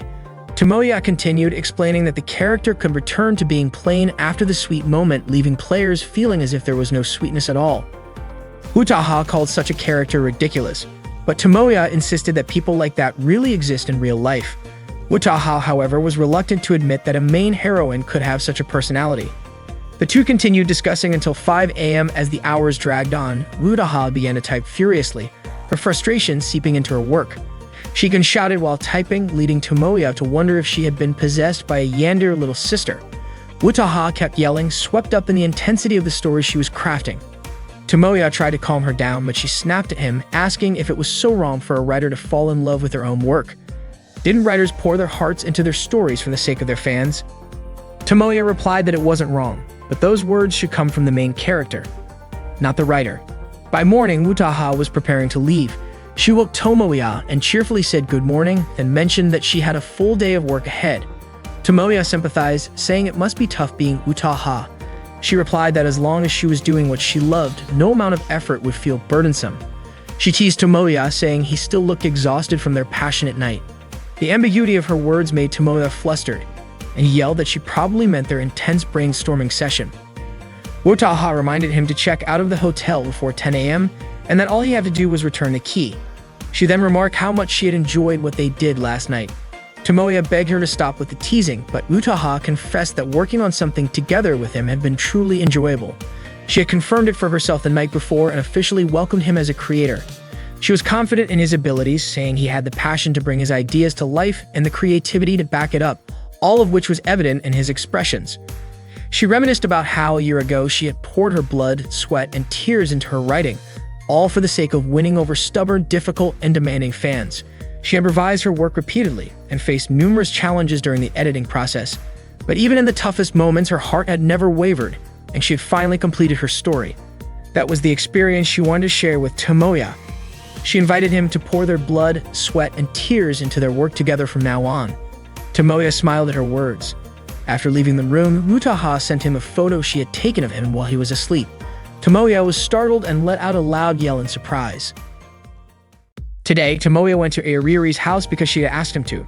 Curious about her reason, Tomoya questioned why she had called him over. It turned out Airiri was genuinely in trouble. Tomoya teased her about speaking with an English accent, despite her English grades being worse than his. Airiri revealed that she was running out of time to finish the script for the upcoming summer comic market. Tomoya had a feeling that was the issue and criticized her for getting into such a predicament. However, Airiri blamed him for dragging her into a chaotic situation that delayed her progress. Understanding her frustration, Tomoya promised to take responsibility for it. His declaration left Airiri stunned, and she asked what he planned to do about it, whether he'd handle the preparations, post an announcement on their website, or negotiate with a local printing company. Instead, Airiri asked Tomoya to review her storyboard and brainstorm ideas for the plot and setting. Tomoya hesitated, claiming he wasn't experienced with doujin works. Airiri insisted that there was no other choice but to rely on an anime fanatic like him. She compared him to a broken arrow or sinking reeds, which are Tomoya, who still hadn't agreed to help. Airiri then reassured him, saying that as soon as the script was finished, she would jump straight into designing the game's characters. Frustrated, she ordered him to shut up and assist her, to which Tomoya sarcastically replied that it would be hard to help if he kept quiet. When Tomoya asked for her basis for the story, Airiri cited Ano Yuki no Prism. Tomoya, a fan of the anime, admitted he had watched it through to the end and considered it the best show of the spring season.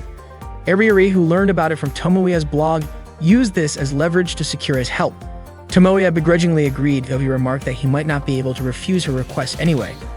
When Tomoya asked about her vision for the story, he suggested an emotional epilogue between Kohai, the protagonist, and Mui, the main heroine. But Airiri declared that her idea centered around an intimate ending involving Kohai and Mariko, the childhood friend. Airiri, an avid Mariko fan, found Mui too perfect and doll-like, and she felt that Yue's storyline was overly forced. Tomoya disagreed, arguing that Airiri was missing his point. He criticized her for incorporating explicit content just to sell the doujin, but Airiri defended the choice, claiming it wouldn't sell otherwise. Tomoya was shocked to learn that Airiri's parents supported her work and even participated in creating similar content, making it clear that her doujinshi pursuits were a family tradition. Airiri dismissed his concerns, emphasizing that doujinshi should no longer be looked down upon. To help with the story, Airiri asked Tomoya to embody Kohai, the protagonist, and rehearse a romantic confession to Mariko. The two began acting out the script, and as they followed the dialogue, Tomoya suddenly questioned why Airiri had changed into an outfit resembling Mariko's. Airiri clarified she was simply getting into character and told him to stop overthinking it. Tomoya begrudgingly resumed, but Airiri insisted he continue with more enthusiasm. The situation grew more awkward when Airiri, in character as Mariko, delivered a bold line asking Kohai to ruin her and make her feel unforgettable. Tomoya froze, his gaze unintentionally lingering on her. Overwhelmed, he abruptly stood up and backed away, prompting Airiri to urge him not to stop mid-rehearsal. Despite the awkwardness, they eventually managed to finish the scene. The next day at school, Tomoya approached Megumi to have a conversation with her. Utaha, who was nearby, overheard their discussion. Tomoya wanted to address something important with Megumi, and he bluntly told her that she didn't understand anything about character building. He explained that traits like personality, manner of speaking, birth dates, women's sizes, favorite armored vehicles, or swimming preferences were the essence of a character. If Megumi didn't stick to these details, the Megumi loved by readers might die in their eyes. Tomoya then asked why Megumi had changed her hairstyle. Megumi nonchalantly replied that she did it simply because she felt like it. Tomoya, exasperated, asked if she was willing to risk the destruction of her character. Megumi countered, suggesting that a heroine suddenly changing her hairstyle like in manga might stir people's hearts. However, Tomoya argued that she wasn't like that. Normally, people would notice, but not in her case. Megumi then jokingly speculated that the perfect moment to change hairstyles might be during a closing ceremony, or better yet, during an opening one. Tomoya dismissed the idea, warning that relying on quirks wouldn't make her the #1 main heroine. Amused, Megumi teased Tomoya, saying he must care a lot about girls if he was so critical about their hairstyles. Meanwhile, Eriri found herself surrounded by her friends who were asking where she had spent her vacation. Feeling cornered, Eriri tried to think of a way to escape the situation.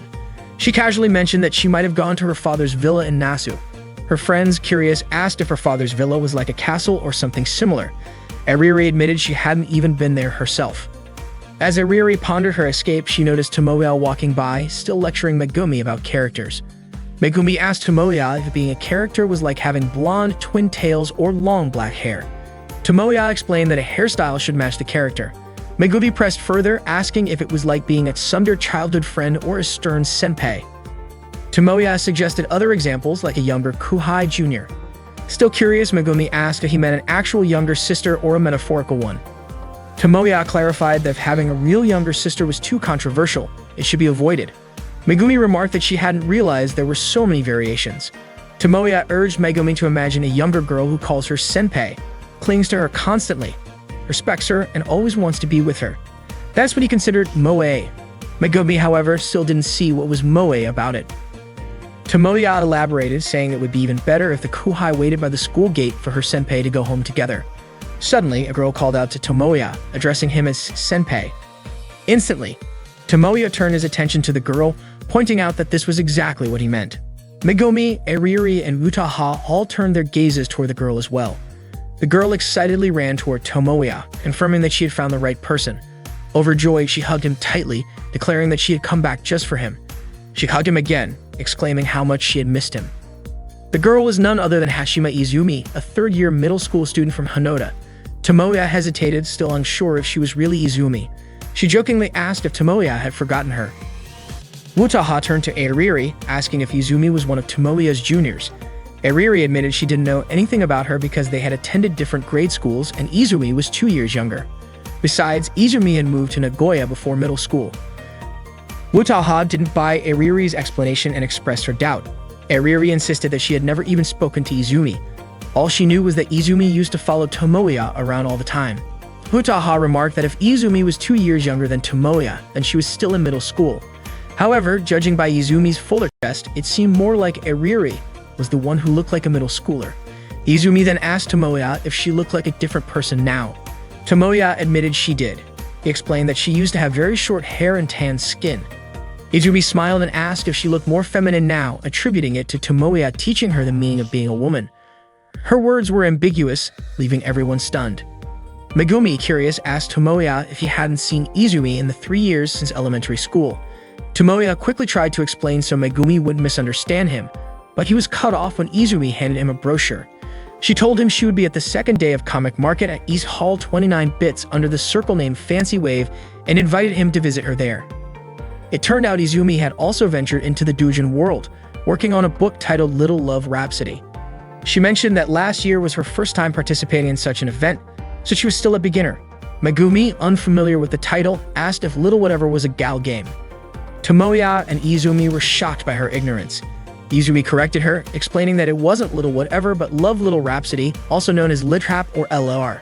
She proudly added that it was a popular 3-volume series that had sold over 2 million copies. Frustrated, she yelled at Megumi not to get it wrong again. Megumi then asked if Izumi was Tomoya's favorite junior. Izumi explained that before she met Tomoya, she had never seen a single game or anime. Tomoya had taken a clueless little girl like her and introduced her to a whole new world. He even gifted her Litrap 2 on her birthday. If he hadn't done that, she claimed she wouldn't have found happiness in life. Because of this, she wanted to repay her debt to Tomoya. Megumi, listening to this, finally understood what Tomoya meant by a junior little sister type of personality. Tomoya couldn't deny it and reluctantly admitted that was exactly the case. Wutaha chimed in, accusing Tomoya of corrupting an innocent elementary school girl with his otome games. She teased him, saying she now fully understood that Tomoya had always been a womanizer. Ariri muttered Litterhap, catching Wutaha's attention. Wutaha asked what was wrong, but Ariri dismissed it as nothing. Wutaha, not convinced, asked if Ariri wasn't feeling well and offered to accompany her if she needed to go somewhere. Ariri, however, felt like Wutaha was just trying to get rid of her. Before they parted ways, Izumi reminded Tomoya to come to her summer comic market event. Tomoya promised he would attend, saying he wanted to see Izumi's work. Izumi then cheerfully bid farewell to Tomoya, Megumi, and Ariri. Megumi was surprised that Izumi seemed to know Ariri. Izumi explained that Ariri was a well-known figure around her old school. She also invited Tomoya to visit her new house sometime, adding that she was sure her older brother would be happy to see Tomoya again. Tomoya noticed that Ariri had been in a bad mood the entire time. It turned out she was upset about Litterhap and the fact that Tomoya had introduced it to Izumi. Tomoya defended himself, calling it a masterpiece. Suddenly, Hashime Iori appeared in front of them. Iori was Izumi's older brother. However, both Tomoya and Ariri ignored his presence, too caught up in their argument. They continued to bicker as they walked past Iori. Tomoya argued that he wanted to create great works that everyone could enjoy, saying it was part of his otaku instincts. Ariri retorted that such instincts were what dragged others into pointless trends. Tomoya countered, saying that if someone was truly important, it was natural to discuss such topics. However, Ariri dismissed Tomoya's opinion as nothing more than worthless drivel. As they kept arguing, they passed Iori, who was still standing there. Iori was convinced they had noticed him standing there the whole time. Frustrated, Iori finally called out, asking them not to ignore him since he had been waiting for over half an hour. Tomoya asked Lori what he wanted from him. Lori explained that thanks to his father's job, he could finally return to Tokyo after 3 years, and just wanted to drop by to say hello. Tomoya replied that Lori didn't need to travel all the way there and could have stayed in Nagoya, enjoying the local cuisine people raved about. Lori pointed out that the famous jumbo fried shrimp in Nagoya was made with imported black tiger shrimp, which meant it wasn't even authentic Nagoya cuisine. Tomoya countered, saying that it was no different from the salted pollock roe from Hakata, which didn't use roe made in Kyushu. Ariri sighed, wondering how the two of them managed to turn everything into an argument. Ignoring her, Tomoya asked why Lori had shown up in front of him again. If he remembered correctly, Tomoya had already cut ties with Lori. Lori accused Tomoya of being heartless, reminding him that they used to be best friends who agreed to rise together in the world of otaku culture. Tomoya recalled those days, admitting that back then he was shocked to discover Lori, the most handsome boy in their class, someone Tomoya thought he'd never even be able to speak to, was actually an even bigger otaku than himself. But Lori had once said that Tomoya was the only one who truly understood him. Ariri interrupted, sarcastically pointing out how many girls in their class used to gossip about Tomoya and Lori's odd behavior. Tomoya continued, explaining that Lori was fundamentally different from him. Lori didn't become an otaku to share the things he loved. Instead, he focused on chasing after popular works and creators to benefit himself. From the beginning, Lori had openly declared that his goal was to climb the ranks of the otaku world. Tomoya advised him to build his success from the ground up rather than leeching off the work of others. At this, Ariri mockingly told Tomoya to take a look in the mirror. Tomoya ignored her, insisting that Lori's approach was wrong. He added that Lori probably knew deep down that what he was doing was dishonest, which was why he couldn't bring himself to show his true self to Izumi, his younger sister. Lori hesitated but admitted that might be true. However, he revealed that he was now part of the Doujin Circle Rouge and Rouge, which was led by Kusaka Akane. Tomoya, stunned, asked if Akane was the legendary creator who hadn't appeared in public for over a decade. Lori confirmed it and explained that he had done whatever it took to be accepted into the circle. He was proud, saying that the methods Tomoya so harshly criticized had worked out well for him.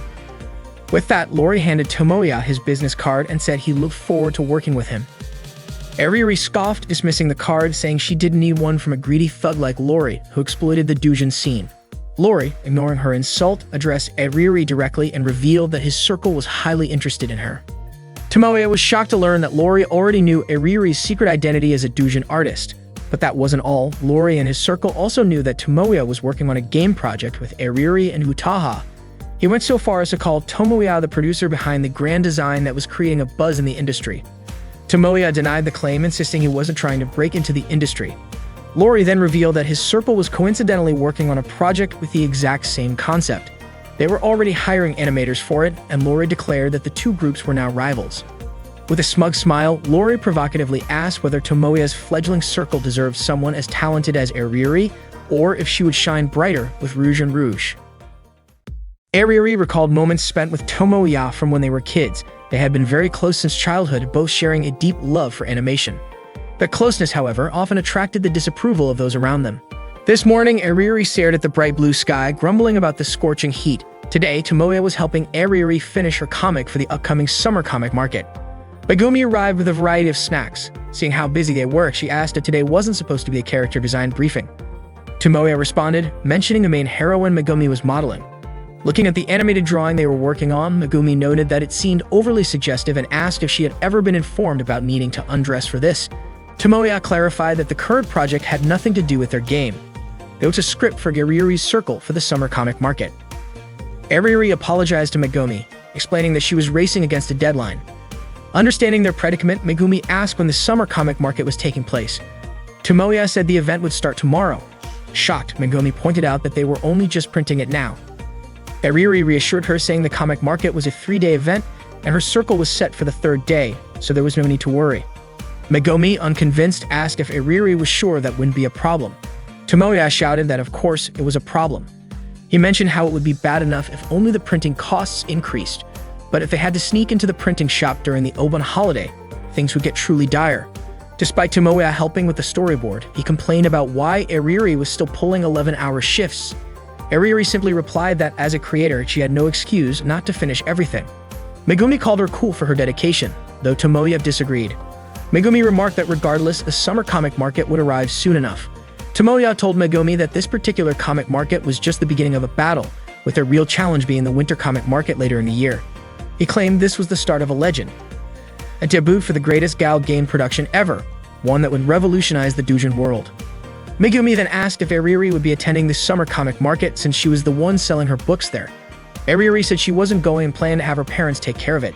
Megumi commented that Airiuri's parents were very understanding. In turn, Airiuri asked if Megumi planned to attend, warning her that stepping into such a battlefield, where otakus from around the world gathered, would surely lead to regrets. Megumi replied that she had already received tickets from Izumi and thought it would be good practice for the year-end event. She added that she couldn't wait to see Izumi's doujinshi. Tomoya enthusiastically said that with Megumi's excitement, he was sure the book would be a hit among LitHap enthusiasts. Megumi didn't press for more details but hoped the book wouldn't turn out like what Airiuri was currently working on. Tomoya reassured her, saying there was no need to worry. LitHap books likely wouldn't feature nude girls even for adult audiences. Megumi asked what exactly made them adult and whether they were safe to view. Tomoya was keeping Megumi company as she prepared to play a LitHap game. He asked if she was really sure about playing it. Megumi was curious because Izumi had mentioned how fun the game was. However, Izumi had been talking about LitHap 3, while the version Megumi was about to play was the first installment. Since Tomoya didn't have the 3rd game, Megumi decided that starting with the first one would be enough to satisfy her curiosity. Plus, she reasoned, isn't it better to begin with the first in a series anyway? Tomoya was thrilled, happy that Megumi was finally choosing to play an Otom game of her own free will. He even got a little emotional, saying how fast Megumi was growing into a proper otaku. When Megumi started the game and entered her real name, Tomoya was stunned. He found it absurd, pointing out that even someone like him wouldn't dare do something so embarrassing. Megumi simply told him to get back to work and not bother her while she was playing. Airiuri, meanwhile, was watching Megumi play from the side. Tomoya reminded Airiuri that she should be focusing on her work. Airiuri insisted that she was just taking a short break and grumbled about Tomoya making a fuss over something so minor, which was annoying her. Tomoya, exasperated, reminded her that he was the one forced to help her with her work for unreasonable reasons, and yet she called him annoying. Apologizing sarcastically, he dropped the matter. While Megumi was choosing a character, Tomoya explained that she needed to pick someone who could stay with her. He added that each character would trigger specific events only in the first month of gameplay, so she should choose carefully. Megumi told him not to worry, as she had already read the game's manual. She hesitated between Errol Onishama, Prince G's, and Symphone-sama, but ultimately chose her childhood friend, Service. Airiuri was shocked by Megumi's choice. Though she didn't outright forbid it, she warned that Service route was notoriously difficult, with hidden event triggers, and was designed for advanced players. Tomoya pointed out that Airiuri herself was a fan of Service. When the game began, Megumi asked Tomoya how she should respond to Service's confession of love. Tomoya was baffled that she would even ask him such a thing. Megumi explained that service seemed so serious about his feelings that she didn't know what to say. Tomoya informed her that in gal games and otome games, accepting a love confession typically ends the story. From that point, the player begins a happily ever after relationship and cheating or switching love interests becomes impossible. Megumi, however, objected, saying, "But we're still in high school." Tomoya scolded her for dragging real-world logic into the game. Just as Megumi was about to ask Ariri for advice, she noticed that Ariri had started crying. Worried, Megumi apologized for disturbing her work. Tomoya checked on Ariri's drawings and praised her for her consistency as a doujinshi artist. Ariri retorted that she would be insulted if her work quality declined just because of a deadline crunch. Tomoya then asked why Ariri didn't take her skills to the professional level. Ariri admitted that representatives from various industry publishers had visited her circle's stand before, but since she didn't attend the events herself, she'd never spoken to them directly. She added that Eri had mentioned her circle's work caught their interest. Tomoya brought up the offer from Rouge and asked if Ariri had considered it. Ariri admitted that the offer was tempting. As a Shutter circle, their sales potential would skyrocket, practically guaranteeing success. Tomoya then asked her whether she saw drawing as just a hobby or if she aspired to achieve something bigger. He assured her that if she wanted to accept the offer, he wouldn't stop her. Before Ariri could respond, she declared that she had finished her drawing and thanks to watching Megumi play, was itching to play a game herself. Ariri started her game, confidently stating that she remembered all the event triggers. Tomoya praised her skills, calling her impressive at this game. Ariri admitted she hadn't played it in 8 years, then asked if Tomoya remembered the game. Tomoya replied that it was originally Ariri's game, but she pointed out that he borrowed it and never returned it. Tomoya made an excuse, saying he hadn't had time to return it. Ariri then informed Tomoya that from now on, she was part of his circle and wouldn't attend any events until the winter comic market. She added that she had no intention of being a guest artist for anyone else. Tomoya smiled, realizing this meant she had turned down Iori's offer. Ariri mentioned that if she had let her emotions take over, Iori would have pursued her relentlessly. She noted that Iori was simply money-hungry and discarded creators once he was done with them. Tomoya admitted he hadn't expected Iori to be that way. Ariri then teased Tomoya, asking if he liked Iori through the eyes of a Fujoshi. Tomoya got annoyed and snapped that he didn't need to hear about such things. Ariri burst out laughing at his irritated expression. Megumi arrived with dinner, remarking that Ariri and Tomoya seemed to be in a cheerful mood. Ariri, however, was surprised that Megumi was casually cooking dinner at a guy's house as if it were no big deal. That day, Tomoya and Megumi visited Comic Market at Izumi's invitation. Tomoya was bursting with excitement, urging Megumi to hurry as registration for circles was about to close. They climbed what Tomoya referred to as the legendary stairs, a staircase that made anyone want to shout, "Everyone is trash." From the top, they could see a sea of people lined up to enter the event. Tomoya smugly mentioned that unlike those people, they didn't have to wait in line because they were among the elite, granted special circle tickets by the event organizers. This, he joked, made it fair to treat others like trash. Megumi, however, warned him not to act that way. When they arrived at Izumi's booth, Izumi was overwhelmed with emotion upon seeing them. She immediately hugged Tomoya tightly, clinging to him with enthusiasm. Tomoya was shocked, particularly by the sensation of Izumi's chest pressing against him. Megumi, feeling uncomfortable, pointed out that she was also there. Izumi, seemingly oblivious, called Megumi Tomoya's girlfriend and thanked her before bursting into tears again and hugging Tomoya once more. Annoyed, Megumi told Izumi to let go and called her a stray cat. However, Tomoya noted that Megumi's tone was too flat to sound genuinely angry. Afterward, Tomoya and Megumi helped Izumi prepare her booth. Once they finished, Izumi expressed her gratitude. Megumi looked around and asked if that was all the preparation she needed to do. Izumi confirmed, saying all that was left was waiting for the hall to open. Curious, Megumi asked why other booths nearby seemed so busy. Tomoya explained that those circles were top tier, selling thousands of copies and raking in millions or even tens of millions of yen during peak days. Because of their success, they attracted significant attention, even from the National Tax Agency. Izumi chimed in, saying that compared to those circles, she was thrilled to sell even half of 100 copies. Her circle, Fancy Wave, always operated in the red. Feeling guilty, Megumi apologized for her earlier question. Tomoya reassured her, noting that over 90% of the circles participating in Comic Market were in similar situations.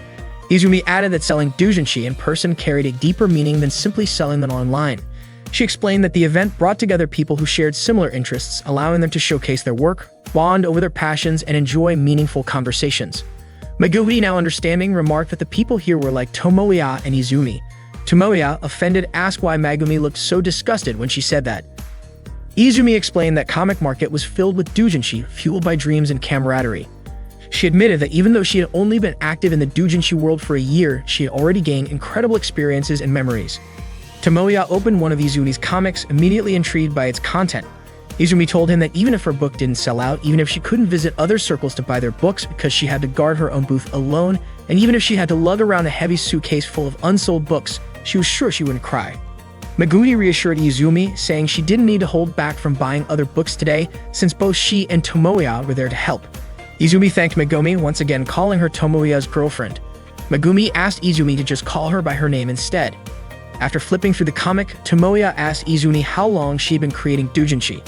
Izumi replied that it had only been a year. Before that, she was just a reader and buyer. Tomoya, surprised, told her he would make sure all her books sold. As Comic Market officially opened, Tomoya hurried off somewhere. Izumi, noticing Megumi engrossed in one of her comics, asked where Tomoya had gone. Megumi calmly assured her that he would be back soon. It turned out Tomoya had gone to print a large poster featuring a page from Izumi's comic. Izumi asked Megumi if she wasn't worried about Tomoya's sudden disappearance, but Megumi said that in reality, she was the one who was being ignored by Tomoya. She understood that right now Tomoya was focused on helping Izumi. Izumi was surprised by Megumi's awareness and trust in Tomoya, but Megumi explained that it wasn't about trust. She just knew because she didn't trust him at all. Tomoya returned carrying a board and quickly started setting it up at Izumi's booth. Izumi turned to Megumi, asking if she really was Tomoya's girlfriend. Megumi replied that she was Tomoya's main heroine. This left Izumi confused, though Megumi admitted she didn't fully understand it herself either. Suddenly, Tomoya apologized for taking so long and asked how many books had sold so far. Megumi told him about 30, which meant there were still 70 left. Without hesitation, Tomoya mounted the poster on the board and put it on display. Izumi was shocked by what he was doing, asking why he had printed such a large poster. She felt embarrassed, especially since the page feature wasn't finished. Tomoya dismissed her concerns, stating that it was a lie to say she didn't care about sales. He was convinced that Izumi wanted as many people as possible to read her work. That's why she made doujinshi in the first place. Izumi panicked, asking why he had to use that page for the poster. She worried it would make her a laughingstock since the page wasn't complete. Tomoya guessed that she hadn't inked it yet. Izumi admitted she had come up with a new storyline just a day before the final deadline. She got erased her finished drawings to create something new, but with only a day to work, she couldn't finish inking it. Izumi pleaded with Tomoya to take the poster down, but he refused. She called him cruel, but Megumi countered, saying Tomoya wasn't being mean at all. The scene he chose to feature was genuinely captivating from that point onward. A man approached the booth and began flipping through the comic. Izumi, thinking her work might not appeal to him, started to discourage him. But Tomoya stopped her, insisting they let him take a look. To Izumi's surprise, the man bought the book. Izumi was overwhelmed with emotion as more and more people began lining up at her booth, drawn in by Tomoya's efforts. Thanks to his determination, her books sold out completely. Yuri, observing Tomoya's dedication to Izumi's success, noted with interest that Tomoya was already this motivated, even though he himself planned to expand their operations next year. As the final book sold, Izumi burst into tears, deeply moved. She thanked everyone as applause erupted around her booth. With that, the second day of Comic Market came to an end. Tomoya stepped outside and spotted Yuri, who was in disguise. He had suspected that it was her earlier when she bought a book from Izumi's circle. Tomoya told her not to be embarrassed just because she secretly visited Izumi's booth or because she hadn't played Lirhap for years. He added that Izumi didn't hold any ill feelings towards her. Yuri refused to say why she was hiding, but Tomoya didn't buy it. He couldn't believe she was genuinely angry about it. Yuri asked about Izumi's book, and Tomoya responded that she should already know, especially since she had read it. He understood because he had seen how hard Izumi worked to sell her books. Tomoya admitted that Izumi was impressive. Despite the tight schedule, she still managed to produce something great. Yuri was upset, however, because Tomoya had never reacted that way to her work. He had never been passionate about seeing her creations, never truly tried to sell her books, and seemed to feel nothing at all. Tomoya then pointed out that Yuri and Izumi were very different genders, popularity, and even different paths in life. Yuri, frustrated, asked if Tomoya thought her book was extraordinary or if it was better than Izumi's. She wanted to know if Tomoya would do anything to help sell her book. But Tomoya simply replied that Yuri's books could sell on their own, even without his help. Yuri began to cry, saying that Tomoya hadn't given her a direct answer, that he hadn't told her anything for sure. In tears, Yuri ran off and her hat fell in front of Tomoya. Megumi, watching from the top of the stairs, saw the whole scene unfold. Tomoya remembered a moment from his elementary school days when Yuri had cried because of him. Now he was faced with the same situation. Yuri was crying and said that his response didn't really answer anything. He had been avoiding giving her a definite answer. Eriri, still in tears, ran off and her hat fell in front of Tomoya. Later that night, suddenly Utaha was in his bed saying good morning to him, which of course shocked Tomoya. Utaha told him to relax and everything was fine. But Tomoya couldn't just call this fine. He asked her why she was there, but Utaha casually explained it was because she hadn't appeared in the previous episode. Megumi came in, holding drinks. It turned out that Megumi had called Utaha to come over. Utaha then commented that Megumi's usual nonchalant attitude when coming into Tomoya's house was something they should probably talk about too.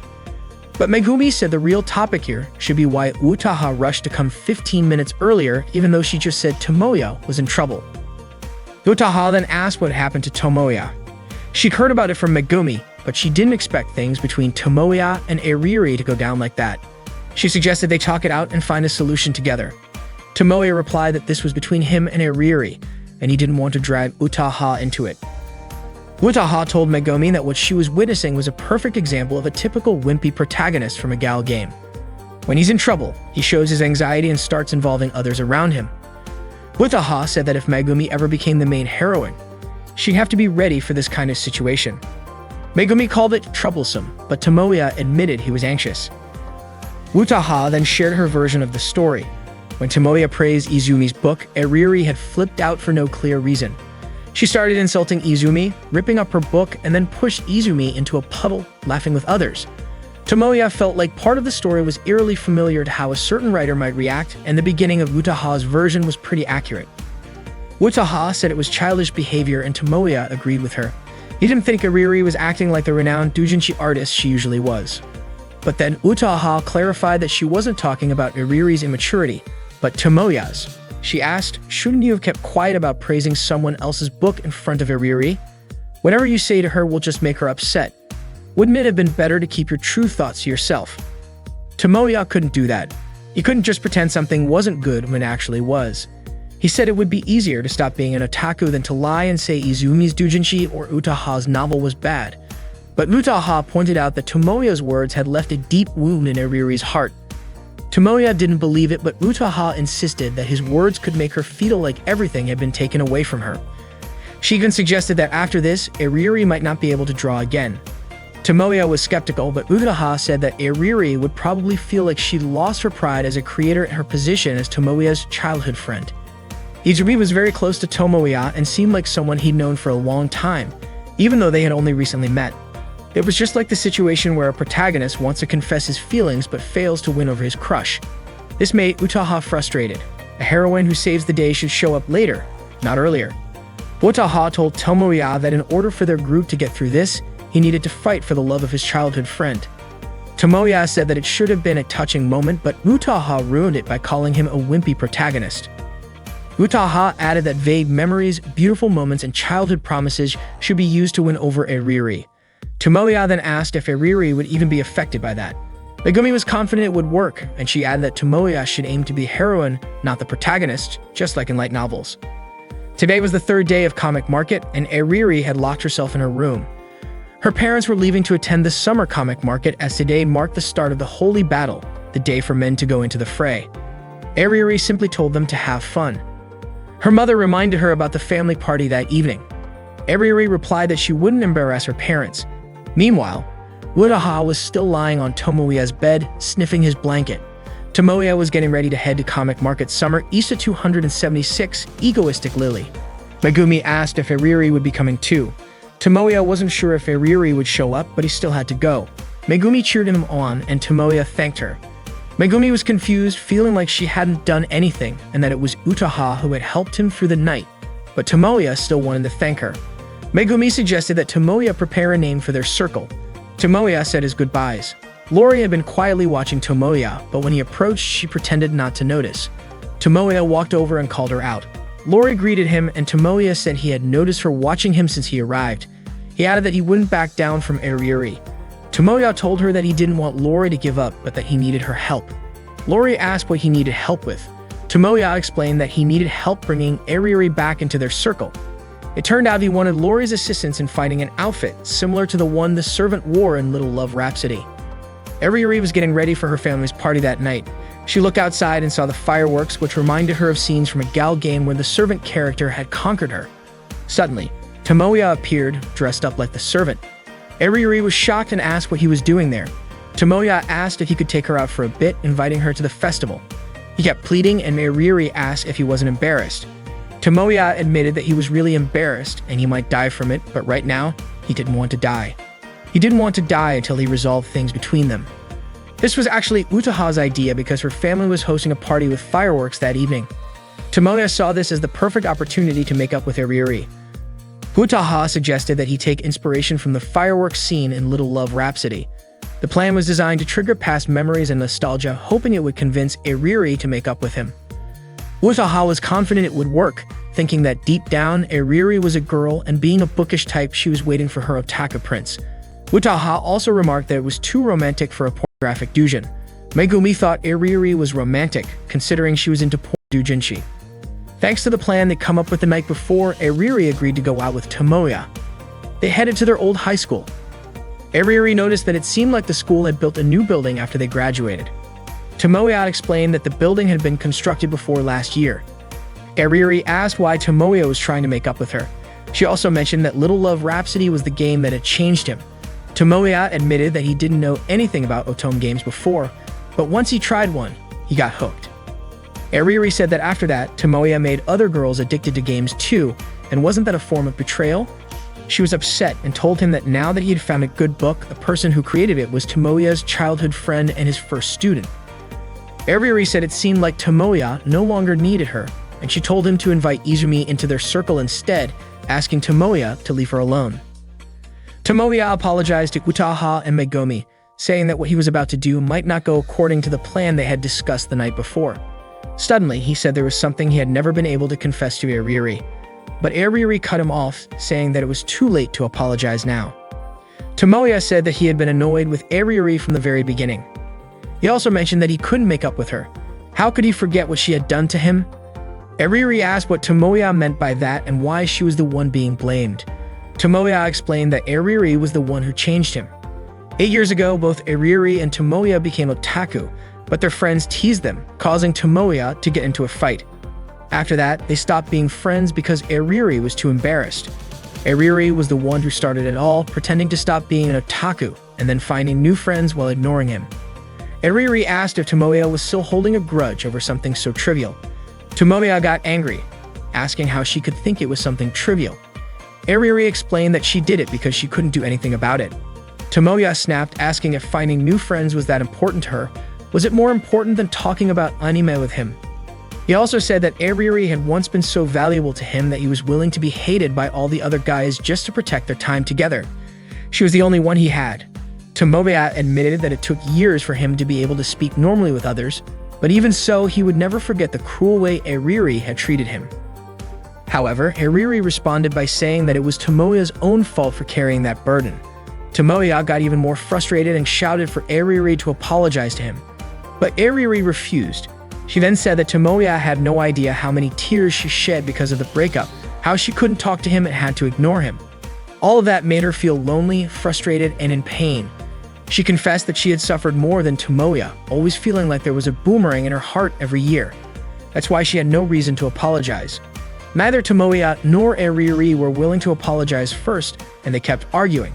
Eriri demanded that Tomoya apologize for choosing Izumi's book over hers, for gaining fame, and for becoming more skilled. Since Eriri had known Tomoya, all of that was far ahead of her, and she couldn't understand why Tomoya hadn't chosen her. Tomoya stood his ground, saying that he would say he liked someone if he truly did, and that he didn't care about their past. He also said that Izumi's book gave him more of a thrill. Eriri asked if Izumi was better than her. Tomoya bluntly told her that Eriri was lagging behind, that she wasn't as good as Izumi. Eriri retorted that she had fought hard, that she had tried her best alone. Tomoya didn't care about her effort or her talent. His opinion was clear. The book Eriri was selling at Comic Market today was terrible, and it didn't compare at all. Eriri admitted that she had been working hard, and outside she wore a mask, but at home she worked tirelessly. She wanted to get back at the people who had separated her from Tomoya. She wanted things to go back to the way they were, and that was why she had come this far. Tomoya did acknowledge that Eriri had made it this far. She was quick, skilled, and consistent. But from now on, he wanted Eriri to become even better. He wanted to see her grow, become more skilled and consistent. Eriri asked how she could do that. She couldn't work any harder. Tomoya told her to figure it out herself because this was her own work. Ariuri called it nonsense, but Tomoya said that if she thought it didn't make sense, then there was no need for her to get any better. He didn't care if she was number one for herself. Ariuri remembered that her books had many fans, but Tomoya had never praised her. It was different when Tomoya had worked hard to sell Izuni's book. Ariuri then declared that she would be number one for Tomoya, and until that time came, she wouldn't apologize. Tomoya simply didn't care anymore. He said that it was up to her. Tomoya was carrying Ariuri and asked if the story about her sprained ankle was a lie, considering she could still walk. Ariuri replied that a knight who carries the princess out of her castle has no right to complain. Tomoya commented that it seemed like they still hadn't made up, and Ariuri agreed, saying they hadn't apologized to each other yet. Today, Ariuri had finished drawing the illustration for their circle's logo, and Tomoya, Utaha, and Megumi were eager to see it. Utaha thought it looked almost good, but Megumi wondered if it was just her or if the girl in the drawing was really not wearing anything. Ariuri admitted that she knew exactly what Megumi was referring to and had taken inspiration from her perfectly. However, Megumi disagreed, saying it wasn't perfect at all. Utaha chimed in, saying the true heroine would strip if asked and would moan if told to do so. Megumi was shocked to hear that, but Tomoya told her to calm down, reminding her that this was a game for everyone, so it probably wouldn't go that far. Ariuri then asked for Tomoya's final touch as the producer. Tomoya filled in the name of their game, Blessine Software. Tomoya then asked if it was a good name. Ariuri said it was good if Tomoya liked it, and Utaha jokingly added that its free translation could be Megumi Soft. Both Ariuri and Megumi were shocked to hear that, and Tomoya found himself on the receiving end of a punch from both of them. Michiru was using the bathroom in Tomoya's house without him knowing. Meanwhile, Tomoya was in an online meeting with his circle, Ariuri, Utaha, and Megumi. Tomoya wanted to change the dialogue for the second meeting event with the main heroine. Utaha thought that the lucky pervert metaphor was a bit cliched and would end up turning it into a harem situation. Tomoya disagreed, saying that harem was fine, but unfortunately, it didn't fit Utaha's writing style. Ariuri said that there was some truth to what Tomoya said. Although she didn't fully understand novels, what they were working on was a gal game, and this wasn't about literature. It was entertainment. If the girl wasn't cute and a little bit sexy, the player wouldn't enjoy the game. And then what would be the point of it? Besides, what was Ariuri even doing in the circle if there were no cute girl moments? Without that, it would be a waste of Ariuri's talents. Utaha asked why Ariuri had become so motivated after the summer comic market. She also asked what had actually happened. Ariuri replied that Utaha had also been motivated before the summer break. Utaha responded by saying that she was a professional novelist and always gave her full dedication to a project. Ariuri teased her, saying that Utaha's book was delayed. Utaha asked who said such a stupid thing and mentioned that sometimes people need to shut their mouths when they leak information. Tomoya stopped their argument by asking if Utaha was willing to revise the initial scene. Utaha replied that whoever leaked it was definitely not Tomoya. Tomoya insisted that they not talk about it anymore as the topic was closed and they should focus on moving forward. Utaha agreed to revise the script, and Tomoya reminded her that the main point was for the heroine to scream cutely. He then called the heroine to demonstrate. Megumi quickly gave an example, but it was far from Tomoya's expectations. Ariuri realized she had forgotten that Megumi was part of the meeting. They wrapped up their conversation, and before they knew it, the night had grown late. Tomoya left his room and planned to take a shower before bed. When he opened the bathroom door, he was shocked to see someone drying off, wearing only their underwear. It was Michiru. She greeted Tomoya, explaining that she had just finished showering and told him he could use the bathroom. Seeing underwear scattered on the bathroom floor, Tomoya screamed. Michiru apologized, saying she should have informed Tomoya before entering. Tomoya told her that she didn't need to apologize but should have screamed and said, "What are you looking at, you pervert?" To Michiru, it didn't matter. She said that she would be staying there for a while, so it was her fault for not greeting Tomoya when she arrived. Tomoya appreciated Michiru's consideration, but he disagreed with everything she said, just like the current weird situation. Michiru commented on Tomoya's room, which was filled with otaku-related stuff, and asked if he still played games. Tomoya asked why Michiru had come to his house. Michiru said Tomoya wouldn't believe her if she told him that her father was very intimidating. However, to Tomoya, what was more intimidating was the way Michiru was dressed and her pose. Tomoya understood that Michiru had probably fought with her father again and ran away from home. Michiru always did that. She asked Tomoya not to exaggerate, saying that they were just cousins and the same age. Tomoya added that not only were they the same age, but they were also born in the same hospital at the same time. Michiru mentioned that they were bound by fate. Tomoya then asked what problem Michiru was facing this time. Michiru had told Tomoya before that she had joined a band when she started high school and all of the band members were girls. Tomoya hadn't expected Michiru to still be sticking with it. Michiru said that she couldn't just quit after less than a year. Tomoya pointed out that Michiru had dropped out of the volleyball, drama, and basketball clubs after only half a year, even though she had made it to the regional rounds in every one of them. He thought that Michiru was really talented, but that she got bored easily. She was completely different from Tomoya, even though they were family.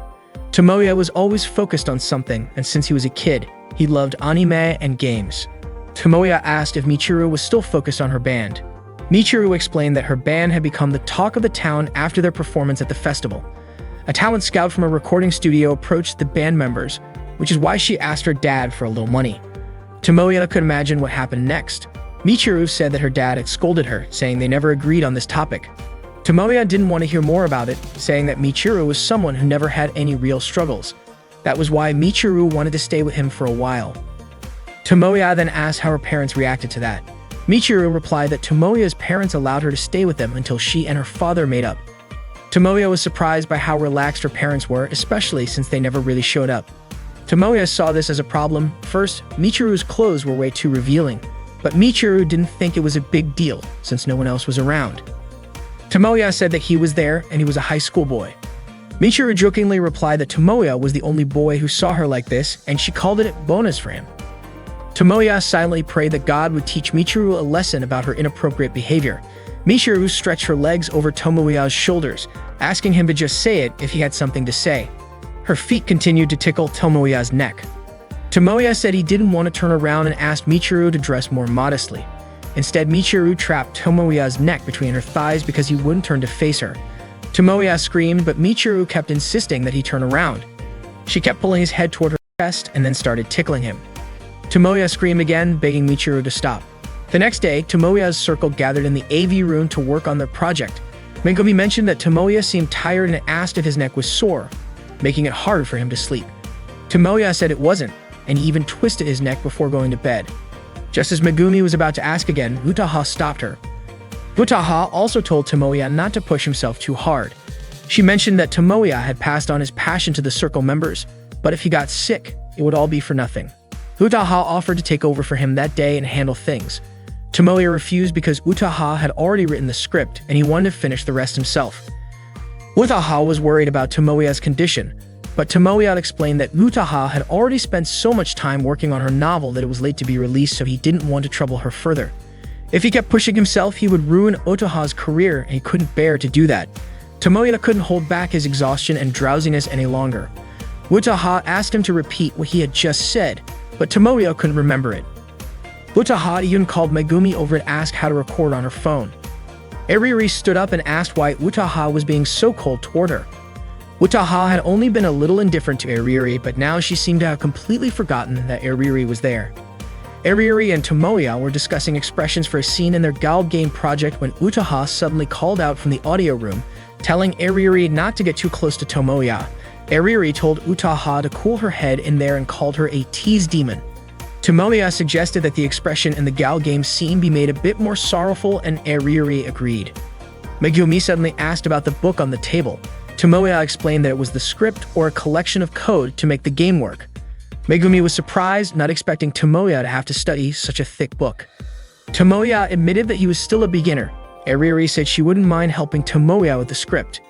Utaha immediately pointed out that Eriri hadn't finished her illustrations, but still wanted to help Tomoya, saying that no matter how much Eriri added to the workload, it would just burden someone. Not backing down, Eriri retorted, calling Utaha a novel writer so obsessed with the script that she was neglecting her own work and should keep quiet. Tomoya asked them to stop the professional wrestling atmosphere. It seemed that the only remaining issue was the music, and that was indeed the biggest problem. Modern games couldn't do without background music. Gone were the days when people were satisfied with just beeps and boops. Eriri also mentioned that the power of music was crucial to building the climax of the game. Tomoya agreed, saying that with the right music, you can imagine a scene just by hearing the music. Eriri added that if they couldn't find someone to handle the music, then Tomoya wasn't doing a good job as the producer. Tomoya opened his phone and saw a message from Michiru asking when he would be home, offering pizza for their dinner. Tomoya was surprised as Megumi had seen the message. Megumi apologized, saying she didn't mean to peek at the message but assured him she wouldn't tell anyone who it was from or what it said because that would be rude. Tomoya suspected Megumi had seen everything. Ariori came over and immediately grabbed Tomoya's phone, her expression changing to one of suspicion after reading the message. Utaha and Ariori started interrogating Tomoya. Tomoya explained to them that Michiru was just his cousin, and she was currently staying at his house because she had a fight with her family and ran away. Utaha then summarized that Tomoya was living with his cousin, who was his age. Ariori couldn't imagine them living in the same house, sharing a roof, and even bathing each other. She joked that they were probably talking about the lucky pervert in real life. Tomoya said it was just a coincidence, except for that one time. Utaha asked what he meant by that one time and suggested that there were still many things Tomoya was hiding. She demanded that Tomoya tell them everything that had happened or hadn't happened yet. Tomoya replied that of course he couldn't talk about things that hadn't happened. Tomoya then explained that he and Michiru were born on the same day at the same family maternity clinic near their house in Nagano. Everyone in his family was born there, and they would sometimes visit. Utaha pointed out that Tomoya and Michiru weren't just childhood friends, but had been friends since birth. Every summer and winter break, Tomoya would visit Nagano with Michiru, as other relatives lived there as well. They would wander around open fields and mountains, spending time together in a secret cave they found. Michiru was the only family member of Tomoya's age. Utaha then asked, so Tomoya and Michiru did it together, checked the differences between boys and girls, and with that, Michiru became the typical childhood friend who had power over all Tomoya's childhood friends. She also mentioned a special bond that made other childhood friends seem insignificant in comparison. Tomoya snapped back, saying that Utaha had gone too far with her scenario involving Michiru. Ariori was almost in tears after hearing that. Megumi asked if Ariori was okay. Ariori felt like she was nothing compared to Michiru. It seemed like the explanation had left Ariori feeling drained. Tomoya returned home and found Michiru asleep on his bed. He immediately woke her up. Michiru stirred and asked why Tomoya had taken so long to come back. Tomoya explained that he had a meeting for the circle today. As Tomoya looked around his room, he noticed it was a mess because Michiru hadn't cleaned up after eating. Michiru, however, proudly showed off her new electric guitar, saying she had come over yesterday to drop off some of her stuff. Just as Tomoya was about to ask how long she had been playing it, he was shocked to see that Michiru's things were all over his room, filling the shelves. Tomoya asked what all of this meant. Michiru casually replied that her stuff didn't fit and was creating a mess, so she was organizing things. Tomoya then asked where his important belongings were. Michiru nonchalantly said she threw them in the trash near the living room, so they could be picked up with the weekly garbage. Tomoya rushed to grab his things from the trash, apologizing to his heroine. Michiru was surprised that Tomoya considered those things so valuable. Tomoya then told Michiru that it might be a good idea for her to go back to her own house. Michiru begged him not to be so heartless because they were close friends. Tomoya retorted, asking if a close friend would throw their friend's precious items in the trash. Michiru countered by saying even married couples sometimes throw away their husband's collections. Tomoya shot back, saying who could stand a marriage like that. Michiru replied that this was a perfect opportunity for Tomoya to step away from his unclear otaku lifestyle. She even offered to introduce him to some girls, saying that since her school was an all-girls school, Tomoya could choose anyone he liked. Tomoya told Michiru not to mess with him as girls who weren't into otaku culture wouldn't want to date him in real life. Michiru felt bad for him, saying that Tomoya could be popular with girls if he just acted normal.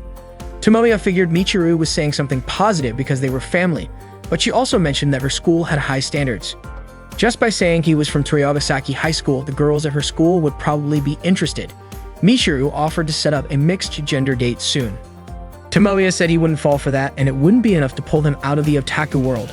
He added that it was more fun hanging out with girls, but Michiru quickly pointed out that she was in the same situation, having no boyfriend herself. Michiru explained that she was focusing on her band right now, so romance was on the back burner for her. Tomoya agreed, saying he had big dreams too, and until he achieved them, he couldn't leave his otaku lifestyle behind. Michiru asked what kind of dream he had. Tomoya explained that his dream was to bring together the best team to create the Gal game he had always wanted. Michiru responded by saying she had heard that the future of Gal games was pretty bleak. Tomoya refused to believe that. Michiru advised him not to treat it like a job and to think seriously about his future, since it wouldn't be easy to make a living from a hobby alone. She also asked if Tomoya's mother hadn't said anything to him, especially since he only had a year left to decide his future. Did he really want to be someone who wasn't responsible? Tomoya got upset and told her that someone who had run away from home didn't have the right to lecture him. He finished tidying up his room and Michiru told him to take a shower. Tomoya warned her that she could play the guitar but not if she plugged it into the amp, as it could disturb the neighbors. Tomoya was fed up and even considered calling Michiru's dad to come pick her up. Michiru ignored his warning and plugged her guitar into the amp, starting to play. Tomoya grew frustrated hearing the sound and he stormed out of the bathroom to yell at her. As he muttered in annoyance at the sound of the guitar, he suddenly realized that the music actually felt like it would work as a soundtrack for a scene in his Gal game project. Without realizing it, Tomoya had already walked over to Michiru. She apologized to him and Tomoya offered her the chance to join him in creating the greatest Gal game. Michiru was taken aback, but her surprise grew even more when Tomoya's towel accidentally slipped off his body. Today, Tomoya invited Utaha and Eriri to his house to introduce them to Michiru. Tomoya introduced Eriri as the one in charge of illustrations and Utaha as the one handling the script. When Eriri saw Michiru's outfit, she couldn't believe there was a girl dressed so revealingly in front of a guy. Utaha then asked Tomoya to explain his real intentions behind introducing Michiru to them. Tomoya explained that he had asked Michiru to handle the music for the game they were working on. Eriri, however, assumed that Tomoya had some sort of personal interest in Michiru, which was why he was insisting that they work with her. Utaha, on the other hand, questioned if Tomoya wasn't being a bit reckless by suddenly asking Michiru to handle the background music for the video game. Tomoya said his decision wasn't made lightly and he was confident that when Utaha heard the music, she'd definitely be interested. Suddenly, Michiru grabbed Tomoya's neck and told him not to make decisions for her because she hadn't even agreed to his offer yet. Eriri saw how close they were and realized that they had been childhood friends.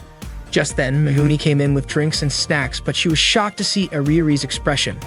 Utaha even guessed that Eriri must feel useless now, and called her a fake, cheap imitation of a childhood friend. Utaha's words hit hard, making Eriri feel really down. Megumi tried to defend her, saying Utaha shouldn't be putting Eriri down when she was already in a bad place. Eriri felt helpless and defeated by the situation. Meanwhile, Tomoya begged Michiru to write some songs for their circle, including some idea programming and background music, and while working on it, she could collaborate with her band on the theme song. Utaha criticized Tomoya for the way he asked people for help, saying he was being rude. Michiru replied that she wasn't interested in Tomoya's offer. Tomoya then pointed out that Michiru had the talent to make great songs and he just wanted to make use of that talent. But Michiru responded that that's exactly why she joined a band, to express herself there. Tomoya was sure that Michiru was the only one who could handle the game's background music. Utaha asked him not to push it, saying that forcing someone who wasn't interested would only make things awkward for both sides. But Tomoya insisted that he didn't want anyone else, just Michiru. Just like how Utaha was the only one who could write the script and Eriri the only one who could handle the illustrations, Megumi was irreplaceable too. Michiru made it clear that she wasn't interested in anything related to the otaku world and told Tomoya to get out of that world and face reality. Tomoya was taken aback hearing the word reality from someone like Michiru, who had never really struggled. Utaha started to feel offended. She asked, what was wrong with being an otaku? Did Michiru think that she and Tomoya, who were both otaku, were bothering her? Michiru even went as far as calling Tomoya by his nickname Rinri-kun, which Utaha always used, saying it smelled like the stench of otaku. Utaha started getting frustrated but remained calm. She asked Michiru if she thought being an otaku was beneath her, just like a servant vomiting up otaku content every day. Did Michiru think otaku were a useless race in society, only burdening others?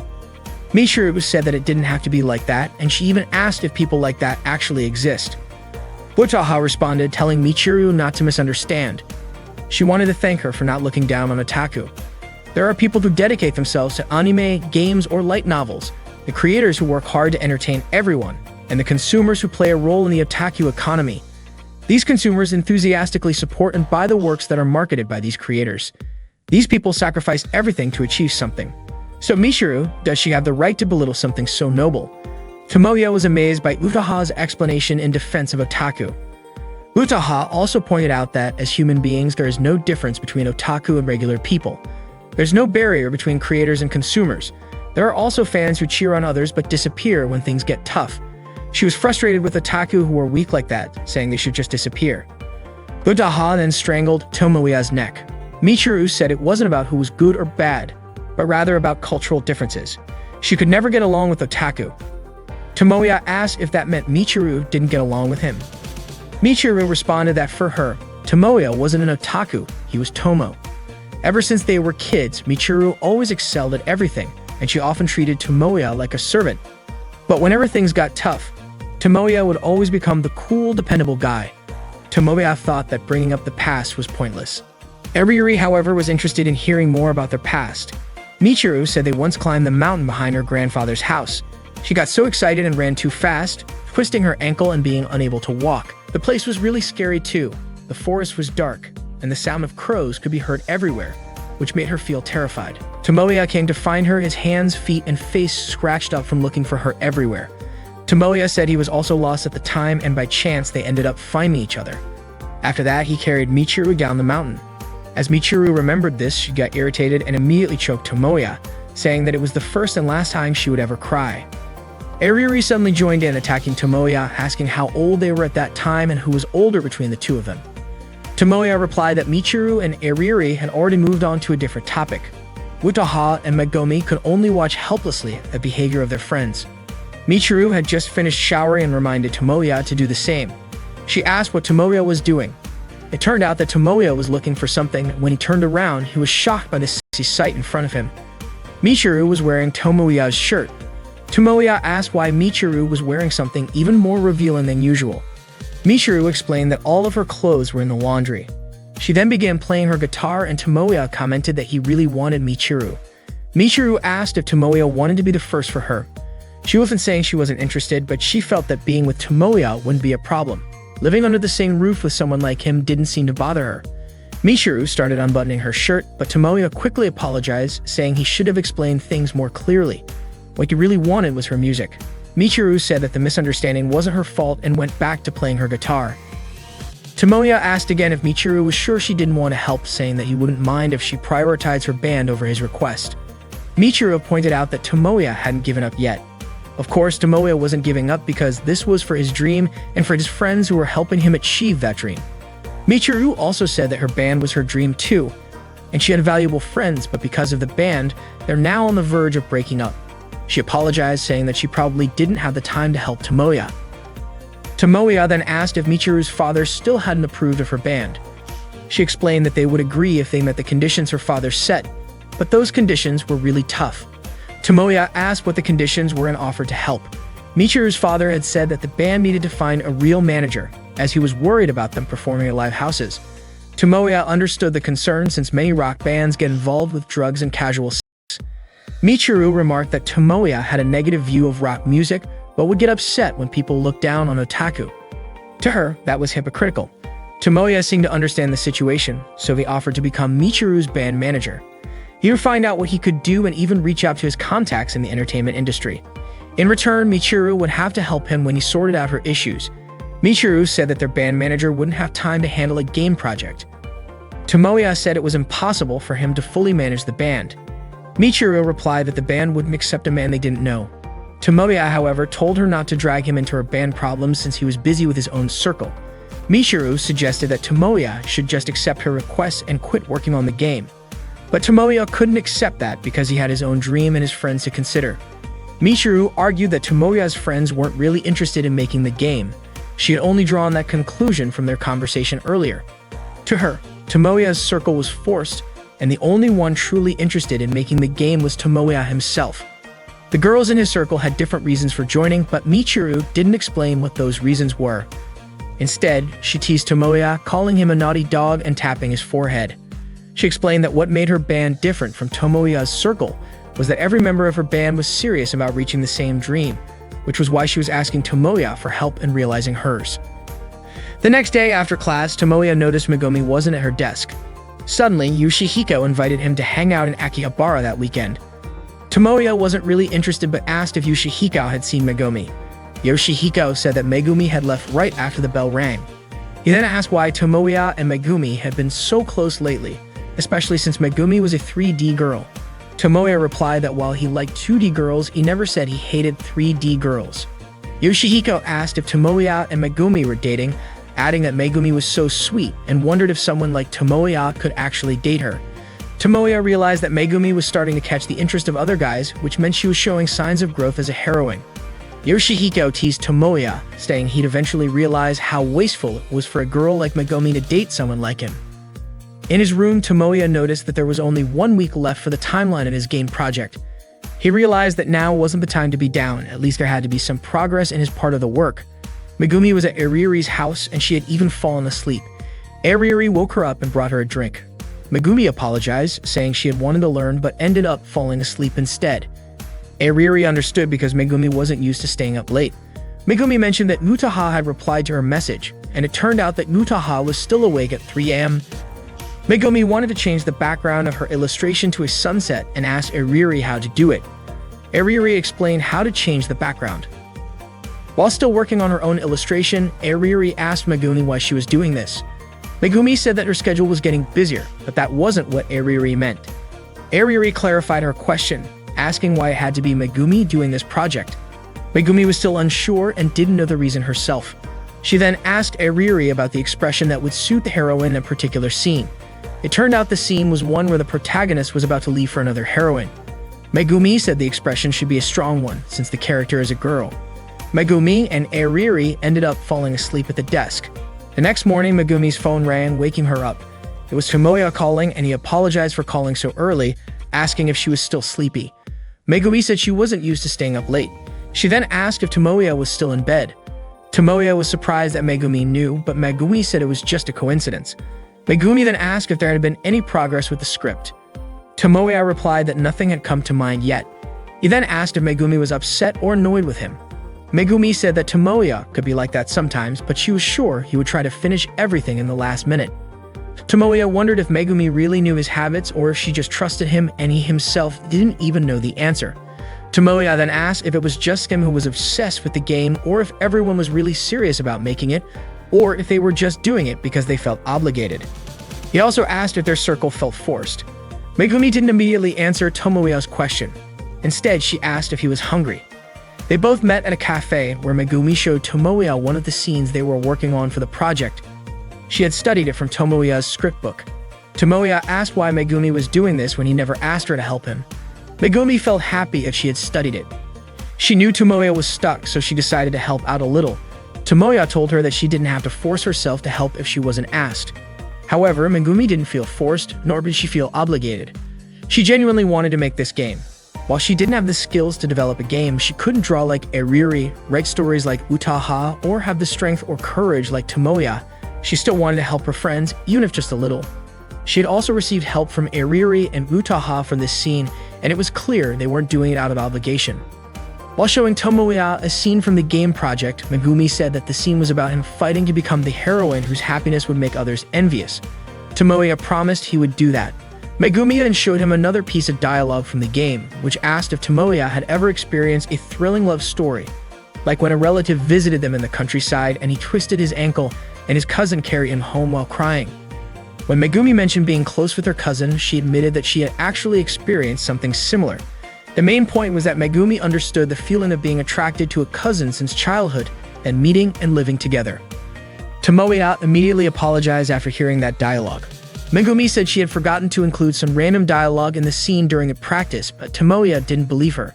He knew that the dialogue was intentionally shown to him. Tomoya then played the music that Michiru had recorded secretly the day before for Megumi.